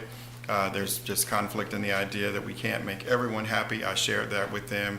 They were very responsive, very supportive of the idea of getting the information that they felt like they needed to speak to their members, speak to their donors, because they're concerned about being in a position that they might lose support for some of the ongoing work that they have if they felt that people were going to stop using the trail system. So that conversation was good, and I promised to get back to them. I'm meeting with Pajam tomorrow. We're going to talk a little bit about their budget projections, as well as following up on the comment that I made to them about could they operate the overnight shelter now? Now meaning as soon as possible. So that question is being further explored in a conversation with their executive director tomorrow. In addition to that, we've initiated a conversation to try to gain some clarity on Mitchell Matthews did the design work for the Lowberry Shelter Group. In the conversation last week, I confirmed that we were only focused on the use of the 27,000 square foot building that was purchased. That the small addition would not be a part of this implementation.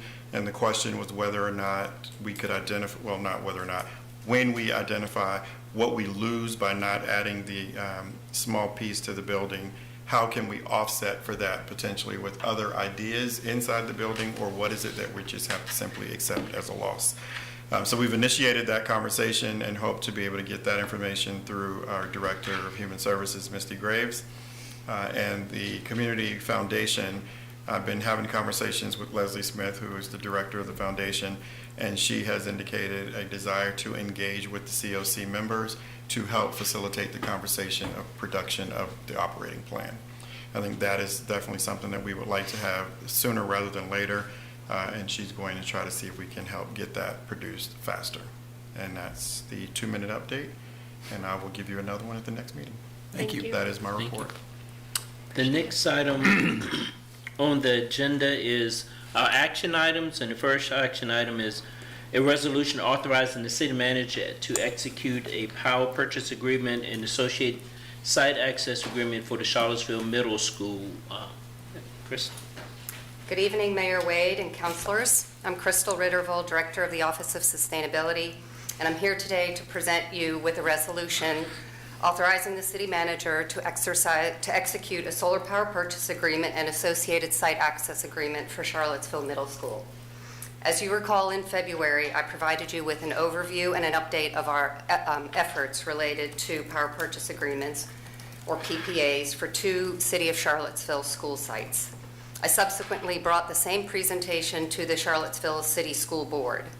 The presentations shared how these clean energy projects will result in both substantial cost avoidance as well as progress towards our greenhouse gas emissions reduction goals and renewable energy goals.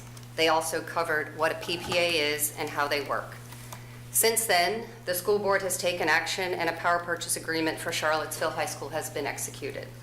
I'm joined this evening by Megan Milo, Director of the Solar Empowered Schools from Madison Energy Infrastructure, with whom we've been working closely on this opportunity. As a quick reminder, the important context for this project is Charlottesville's climate commitment, which comes in the form of goals to reduce greenhouse gas emissions by 45% by 2030 and to reach carbon neutrality by 2050. Charlottesville's Climate Action Plan identifies the installation of solar energy production systems on suitable municipal properties, including schools, as a key implementation strategy to generate clean energy, reduce electricity bills, and reduce greenhouse gases. And it identifies PPAs as a mechanism to expedite this. We have, as have many in the community, been eyeing big buildings like CHS and CMS with big roofs and their potential for solar for quite some time. With 2 new roofs on these 2 schools, they present themselves as ideal candidates for solar deployment. And we have been aiming to align the life of the roofs with the life of the solar systems on them. The projected project size for the projects on CHS and CMS came with substantial installation cost deemed infeasible to pursue with local capital funding. As I shared with you in February, the Power Purchase Agreement, or the PPA, is an alternate financing strategy which presents an appropriate mechanism and an intriguing opportunity to deliver on-site power generation. The PPA enables the customer to receive predictable and often lower-cost electricity with no upfront capital investment, while also enabling the owner of the system to receive income from the sale of the electricity. So here's just a quick reminder of the slide you saw in February about what the PPA is and how the model functions. The PPA is a contract between a power producer, referred to as the seller, and a buyer, referred to as the purchaser, outlining the terms of sale and purchase of electricity over a set period of time. The site owner, shown here in the middle, has an arrangement with 2 power providers. The first one is with the solar developer, who finances, installs, owns, and operates a new power generating system on the owner or purchaser's property and provides that power directly to the site through a long-term contract at an established rate. The other is with a traditional electricity provider, in our case Dominion Energy, who continues to provide electricity from the grid as needed and compensates for any excess power that the solar system generates and goes back into the grid. So PPAs provide both price certainty for both parties. They can help the purchaser meet their climate and clean energy goals, and they can also help reduce long-term electricity costs. As I mentioned, we first received and reviewed a power purchase agreement for Charlottesville High School, which underwent significant vetting by the City Attorney's Office and the School Board's Council. We now have a final PPA proposal for the Charlottesville Middle School for your consideration. The table here presents the roles of purchaser and seller, the system capacity, and the amount of annual traditional electricity that the system production will offset. The negotiated rate versus the current electricity rate will result in avoided costs starting in year 1, with nearly $1.3 million in avoided costs projected over the 25-year term of the agreement. And importantly, this proposal does not require any expenditure of funds by the city. Another quick reminder on this slide, you see a graphic that I shared with you that shows the projection of avoided costs over time. Based on a guaranteed energy rate over the term of the agreement, you can see this hypothetical cost comparison. The upper portion of the chart shows traditional energy costs rising upward. The lower portion of the chart shows the PPA energy costs in comparison staying lower with less significant increase. And over time, the amount of savings or avoided costs increased as these two lines deviate. My favorite slide of the presentation is this one. I can't pass on the opportunity to show you how great solar all over Charlottesville Middle School looks. So in conclusion, we see a number of benefits to entering into the power purchase agreement for the school. The PPA offers a strategy to rapidly install large solar systems on our large eligible roofs without local capital investment. They support the growth of renewable energy resources. They provide significant long-term cost savings. And this PPA, as with the high school, is projected to save money in year one and substantial avoided costs over the proposed 5-year term. And they provide price stability. So this evening, staff recommends that City Council approve a resolution authorizing the execution of a solar power purchase agreement for the Charlottesville Middle School and the associated site access agreement in order to provide on-site generation of clean energy for that facility and thereby achieve significant cost avoidance over the term of the agreement as well as greenhouse gas emission reductions. Before I open this up to any questions or comments you may have, I wanted to thank Kirk Vizier. He's the city's energy management coordinator on my team. He's been diligently facilitating many of the site and data logistics involved in getting us to this point. And I also wanted to thank April Wimberly from the City Attorney's Office for her thoughtful support and guidance. So with that, thank you, and I welcome any questions you may have. Thank you. I'll start with you, Natalie.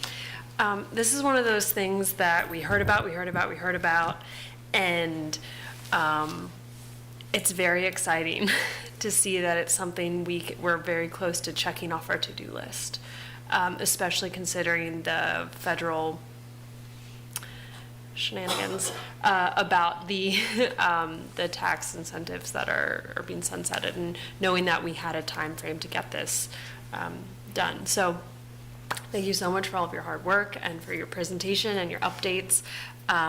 What is the remainder of the timeline for installation? So once we have the agreement executed, there will be a letter of authorization issued to Dominion by Madison, but the city has to sign it. And that will then start the clock on them developing their timeline to do the utility side upgrades. And the project installation timeline will get backed out from there. It's well understood that nobody wants equipment up on a roof doing nothing, but both Madison and the city are motivated to get that system up and running as soon as possible. So this time next year, we should be installing. But it's a multi-month project. Okay, and I assume you probably aim for summer vacation. It's a project that, again, I will defer to Megan, but they have experience doing portions of projects when the schools are in session, and that would be a similar scenario with the high school, and school board understood that. Okay, excellent. And the equipment purchase before the tax credit situation we talked about last time is? We're all good. Okay. Could you give just a brief summary for folks who might not remember what we're thumbs-upping about? Sure, yeah. So thank you, everybody, and thank you for your support and the great presentation, Crystal. Yeah, so there is a change in tax credit eligibility, which is a benefit that is passed on through a lower power purchase agreement rate. And that is sunsetting in July. So this is really important that we are coming to this agreement now before July so that the city can leverage all of those benefits in the form of its PPA rate. And so by executing this agreement now, you're securing that 30% extra benefit for the city. Great, thank you. That's all the questions I have at the moment. Thank you. Michael, have any? Yeah, I mean, obviously just a long time coming, but a very positive advancement for the city.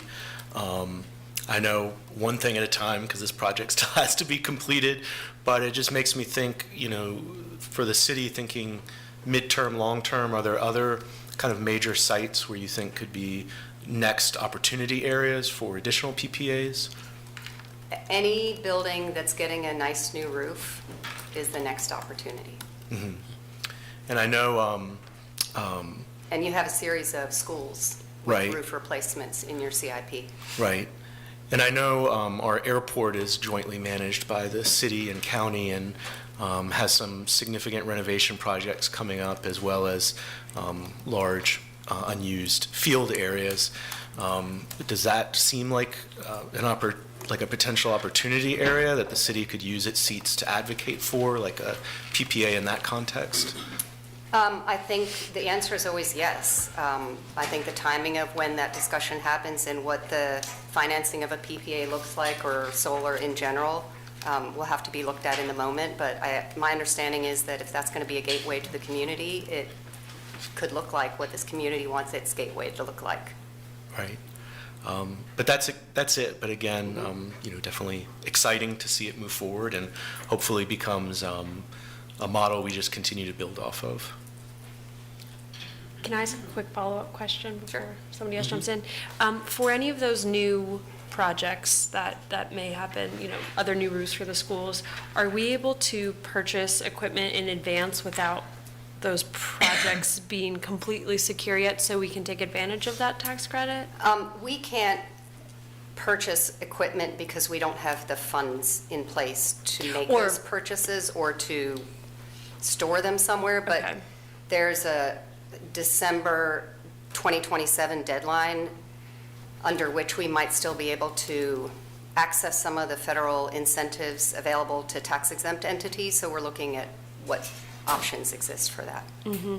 And what about, you mentioned the airport, thinking of other modes of transportation, parking lots, parking garages, is that something we can chat about? So I think it was definitely our priority to get these over the finish line, and we're almost there. Yeah. We haven't voted yet. Not to pile on, but. But the financials of some of the other systems, like canopy systems, are hard because it's actually the structures, the canopy steel systems that are expensive. So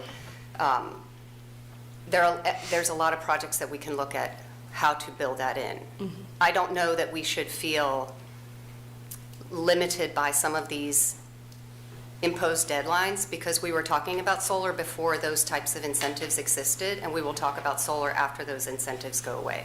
Okay, great. Thank you very much. Just quick, on that front, somehow I didn't realize until like a week or so ago that Albemarle did it in 2016 on some of their schools. So it just points to the fact that it's, it can still work. Lloyd? Yeah. I just say this was part of my campaign 7 years ago. Glad it's getting done. I'd like to encourage looking at parking lots and so on too. Yeah. Jen? Nope, that's all of it. Yep, Thanks. same here. Excited about this. Is this a public hearing? Can we get up on the roof for a ribbon cutting or something? Oh, yeah. We might.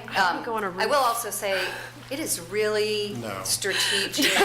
Well, Sam can't come, but it's really strategic to be doing this as well, as we see news about rising energy costs. Oh, yeah. Some of the projected avoided costs we'll realize as bigger.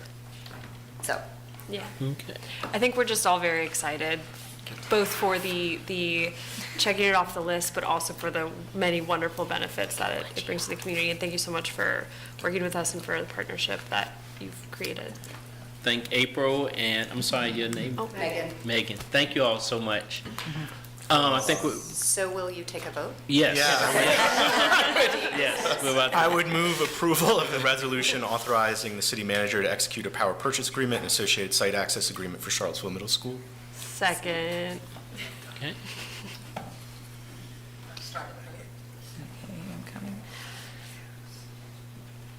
It's failed 5-0. Yeah. The next item, that this motion passed 5-0. Thank you all so much. Thanks, April. Thank you. Great.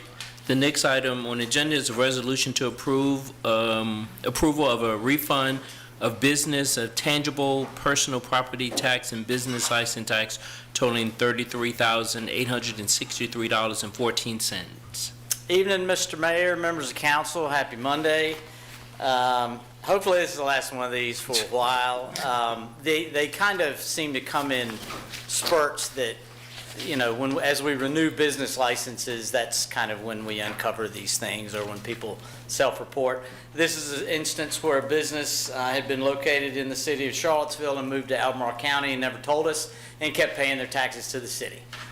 We eventually caught it, that's a and so problem. now we're trying to get it straight. And that's basically it. Part of it's going to be a refund of business license tax.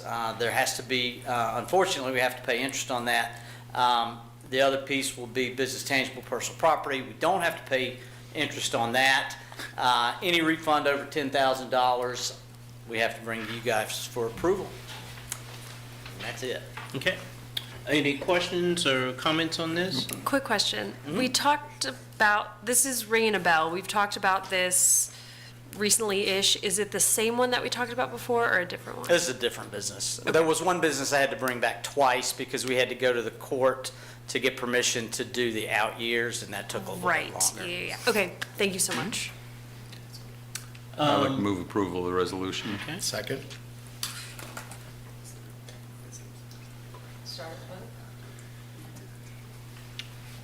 The motion passes 5-0. Thank you, sir.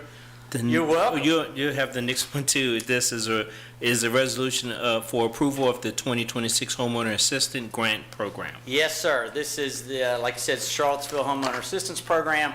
It's not real estate relief because we can't give a tax exemption to just anybody, but this is a grant that we administer for the Department of Social Services. It's entirely based on income.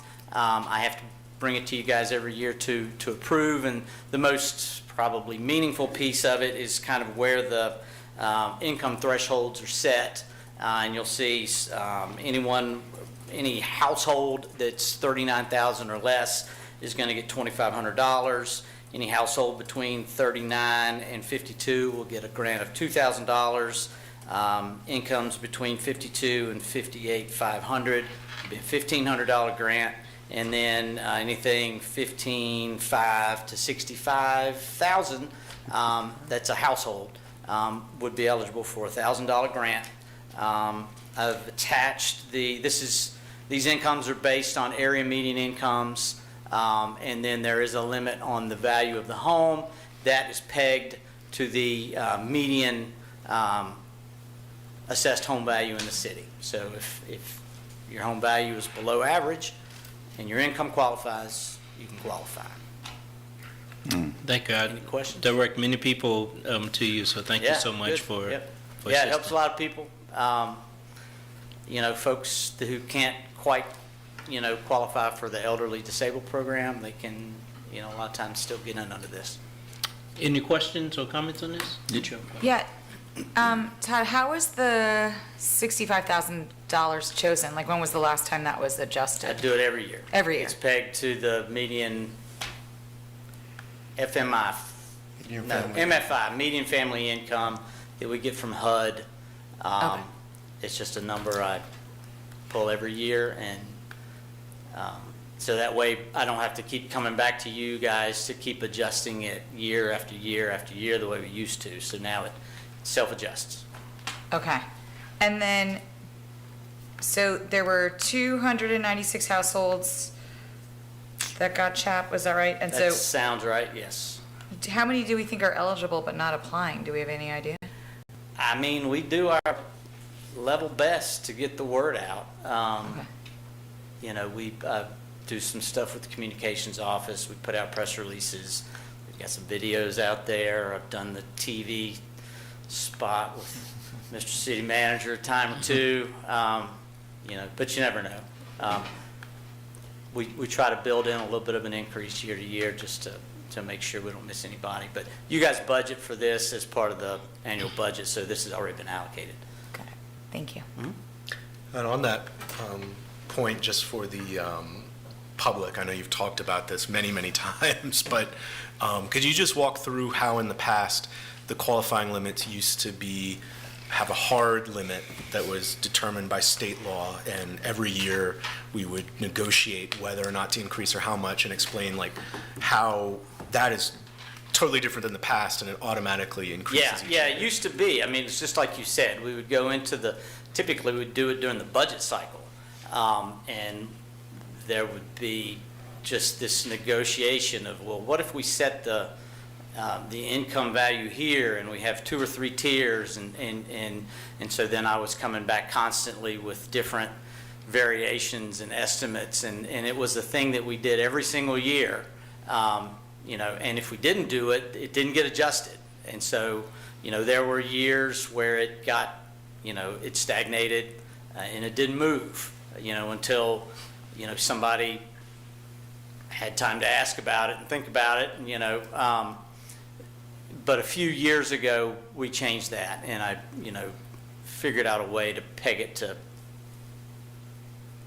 incomes so that they adjust automatically. And I think it's pretty fair way to do it. So, it's always, as long as incomes are rising, it's going to go up, and hopefully people won't fall out of the program. That's the idea. No, I think it's been a very positive change. Thank you. Any other questions? If not, Just quickly, can you give a brief spiel on applying the process? Sure. How to, yeah, people so can get in touch about it?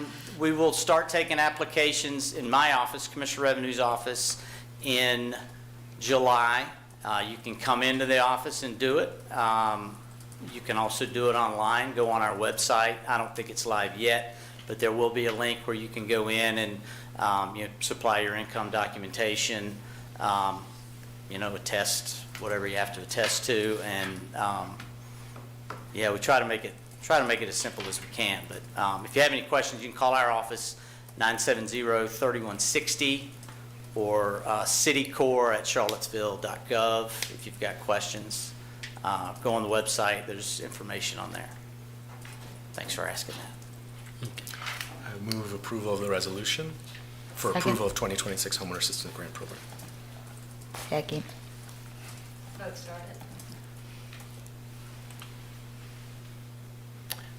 Thank you, Todd. Motion passes All right, 5-0. thank y'all. Thank you. Thanks. The next item on the agenda is a resolution to endorse the location for the Swords into Plowshares project. Mr. Freeze?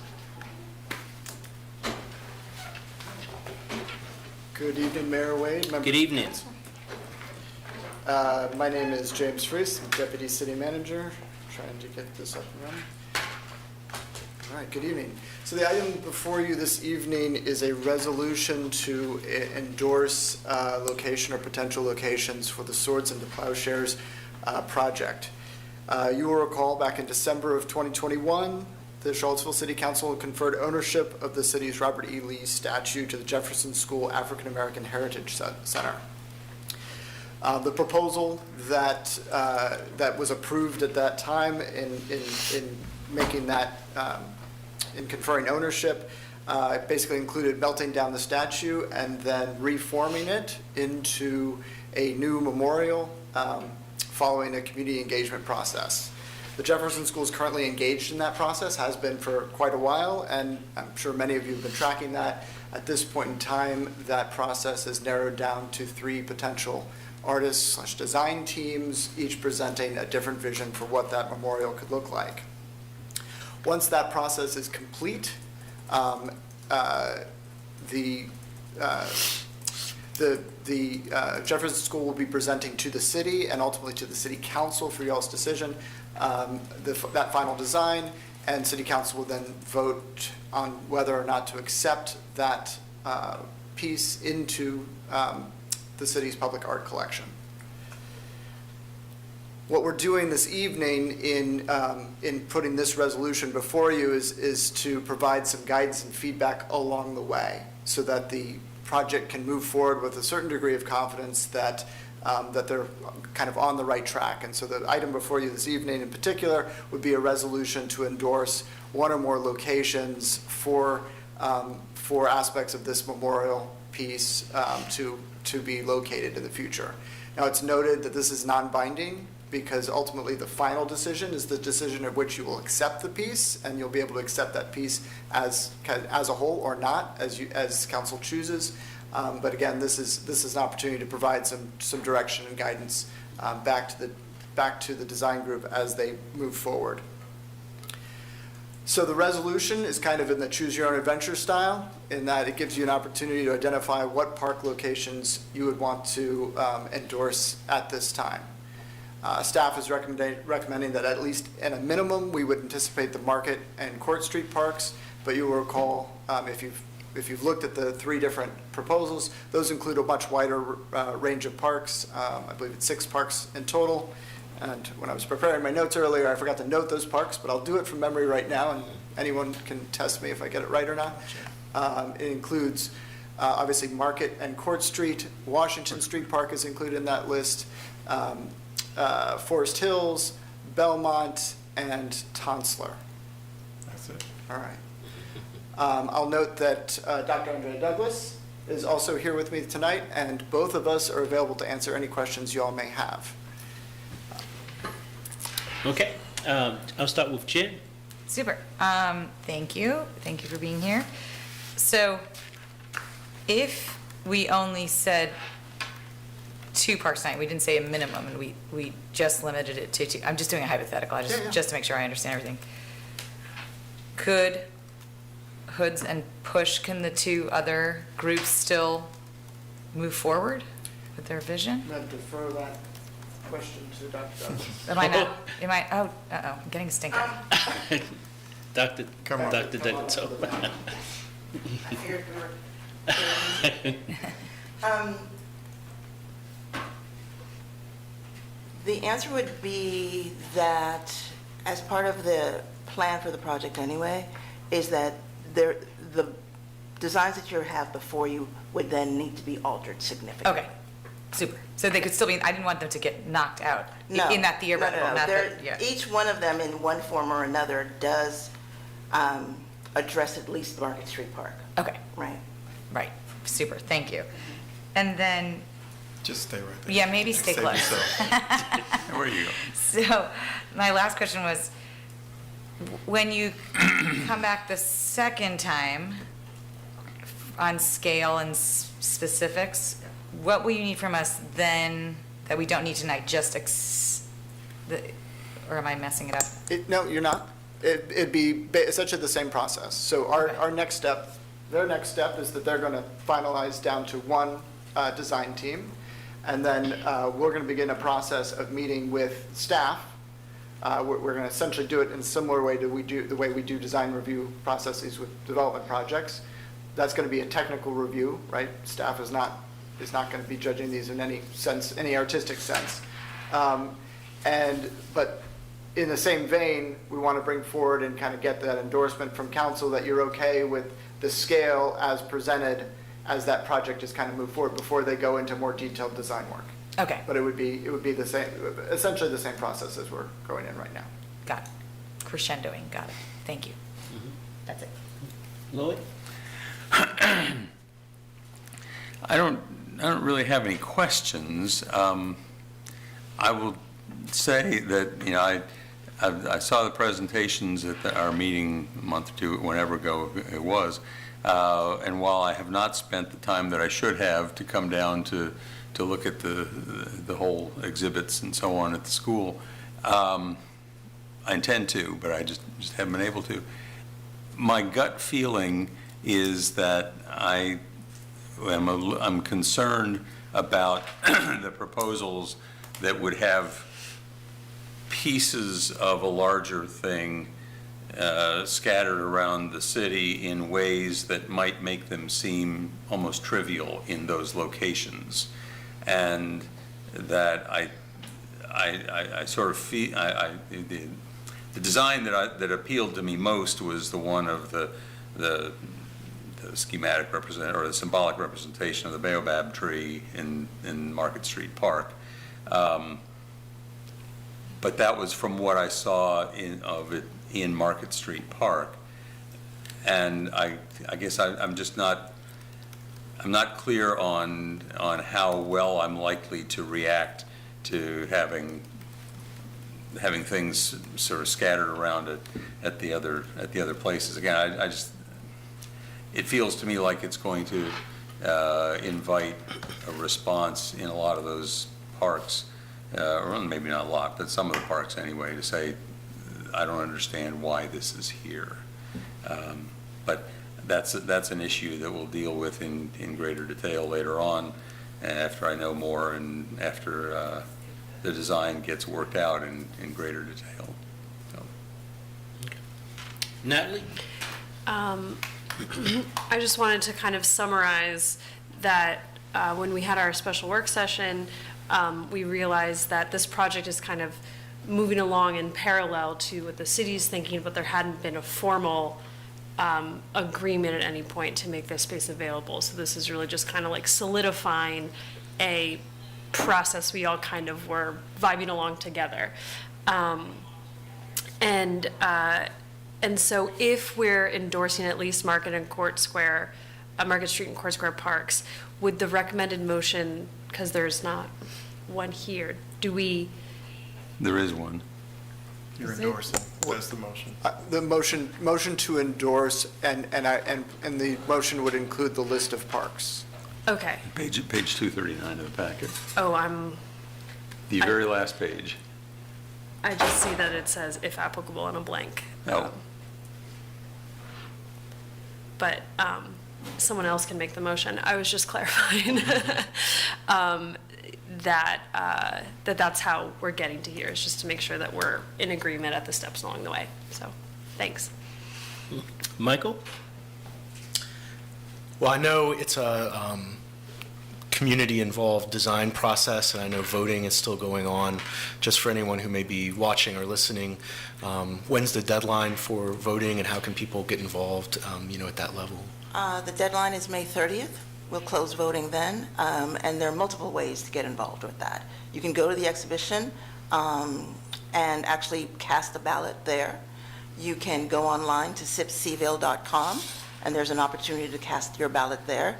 We have also created a handout so that if you weren't willing to vote after being there and you wanted to think about it a little longer, the handout also has a QR code. And the handout mimics every single thing that you can find on the website and in the exhibition. We worked really hard to make this as portable as possible. Thank you.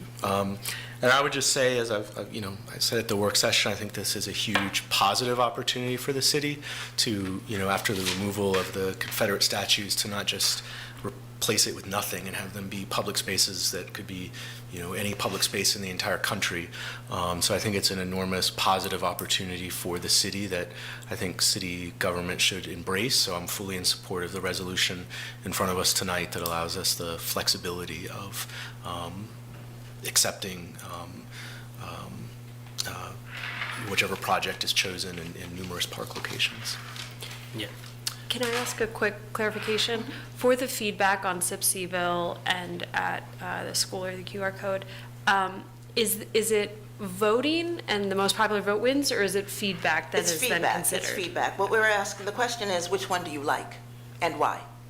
Right? And at the end of the day, as James mentioned, we will tabulate all of that, but we also want to have conversations with city staff to make sure that we understand what are the pushes and pulls in each one of those, and whether or not we need to increase budget, or there are ways in which that we can make sure that what is proposed can actually happen. Great. And since you brought up budget, can you just briefly remind everybody about the funding sources and allocations? Well, we're raising funds for it, and so we intend to do foundation and private funding for it. We're not asking the city for any money, just so you know. But we never intended to. But the way that we've been approaching it is the next phase of it is a community engagement, and that's what we're working on funding right now. And then we'll continue to fund. Now, once we have something in hand to take around, we'll be in a better position to understand that. Great. Thank you so much. Sure. So this is tagging on with, I support all of my colleagues' comments.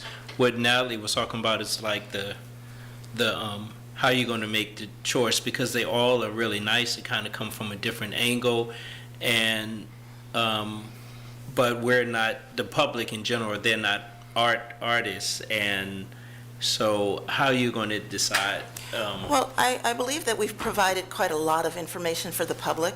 There is the installation that gives you information on how we got there. There is a full description on why we began to highlight the kinds of parks that we highlighted. So we have available on the website and through all three of the facilities, an opportunity to watch a story map about the 5 parks. We originally started with 5 parks. It was one of the designers who felt like Tonsler Park needed to be addressed. So the bulk of the project is really about 5 parks, with one design team addressing an additional park. And so most of what we have been working on is what we've been calling community awareness.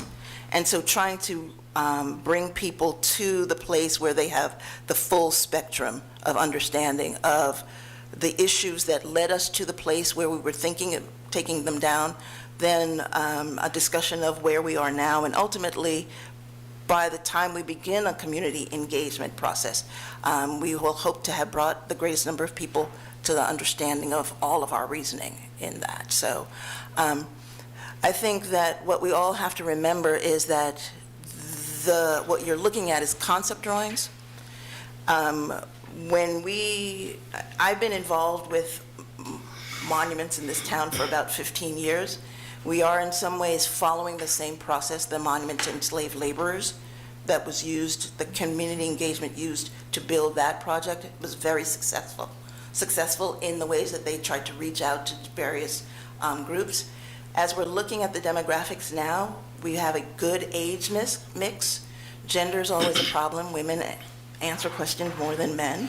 And so we continue to work towards that. But the exhibition in itself, although we will stop accepting opinions on the 30th, the exhibition will stay open through the beginning of July.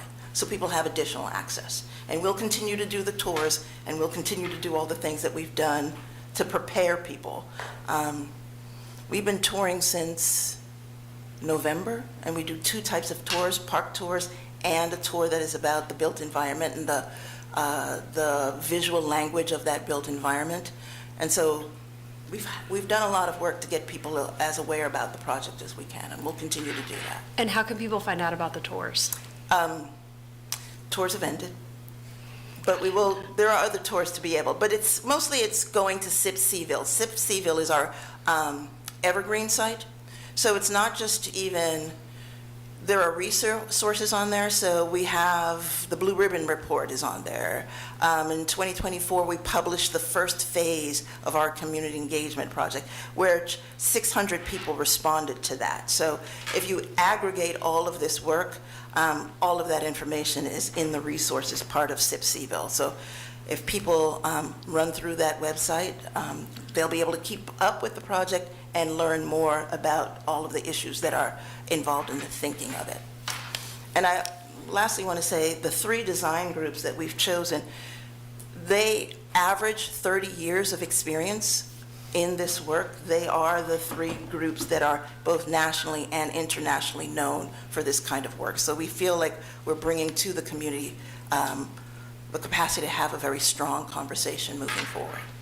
Great. Yeah, I was in some meetings when they first kind of was listening to the public to determine like what they were going to design, and they were just all really, really good. So, and we see why they were asking all the questions when they came back with the 3 designs. So my last question or comment is like, do you see any big obstacles now, Obstacles are always opportunities for me, so no. No. All right. Before making a resolution, a question. So the resolution that's in our packet endorses it for Market Street Park, Court Square Park. Obviously, some of the designs have additional ones. Would there be value in amending the resolution to incorporate those other parks? I think it says minimum.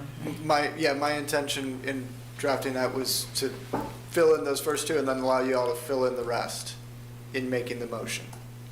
Yeah, I just know the language is to endorse the use of the following listed parks, and then it's just Market Street Park and Court Square Park. And so yes, if the procedure would be to amend that, then amend that. But the intention was for you all to decide what parks to include on that list.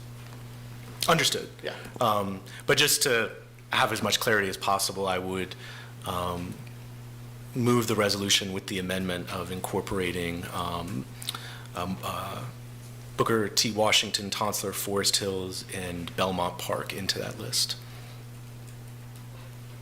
Second? Is there a second? Is that yeah, second. Okay.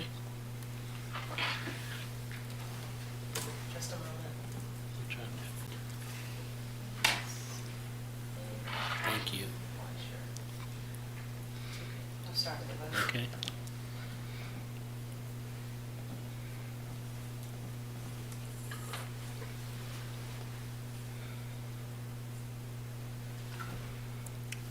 The motion passes 5-0. Thank you so much, Dr. Douglas. Leah Puryear, who's chair of the board, who's been part of this, thank you so much for coming out and all your work you've done on this. That is the end of the regular items. We're now for general business. Last opportunity for the public to make announcement. Robin. Thank you, City Councilor, for listening to my emails. I got really scared when I took out my bike for the first time at the end of April and saw all the encampments, but mostly I was nervous because I saw a lot of people who needed a lot of help right away. And this was different from last November when there was 5 people or 5/10. As of yesterday, there's at least, and I'm not exaggerating, 20 more than I saw when I went on my trail ride April 29th or whatever it was. But on May 5th, when I took my next ride, I noticed the charred area, the burnt area. But in between that time, we had smoke on Caroline Avenue, like thick smoke. In fact, I came out of my house because I thought my house was on fire or something was going on. And I saw another a resident of Caroline, and she said, "I'm not calling the police, you call the police." And I said, why wouldn't you call the police if you always smell smoke and you always have this situation on 500 Caroline Avenue, which is the lower part near Fairway? And she said, because nobody listens or something to that effect. So I don't know who she complained to, but anyway, I called the police, and the sheriff came, the captain of the fire told me it's not in my hands to go down there and to tell them not to burn unless I actually see a fire. Well, I got really nervous, and then on May 4th happened without anybody being alerted on Caroline. It took them 3 hours. I spoke with a fire truck that actually put out the fire. And that was my biggest fear because it is dry.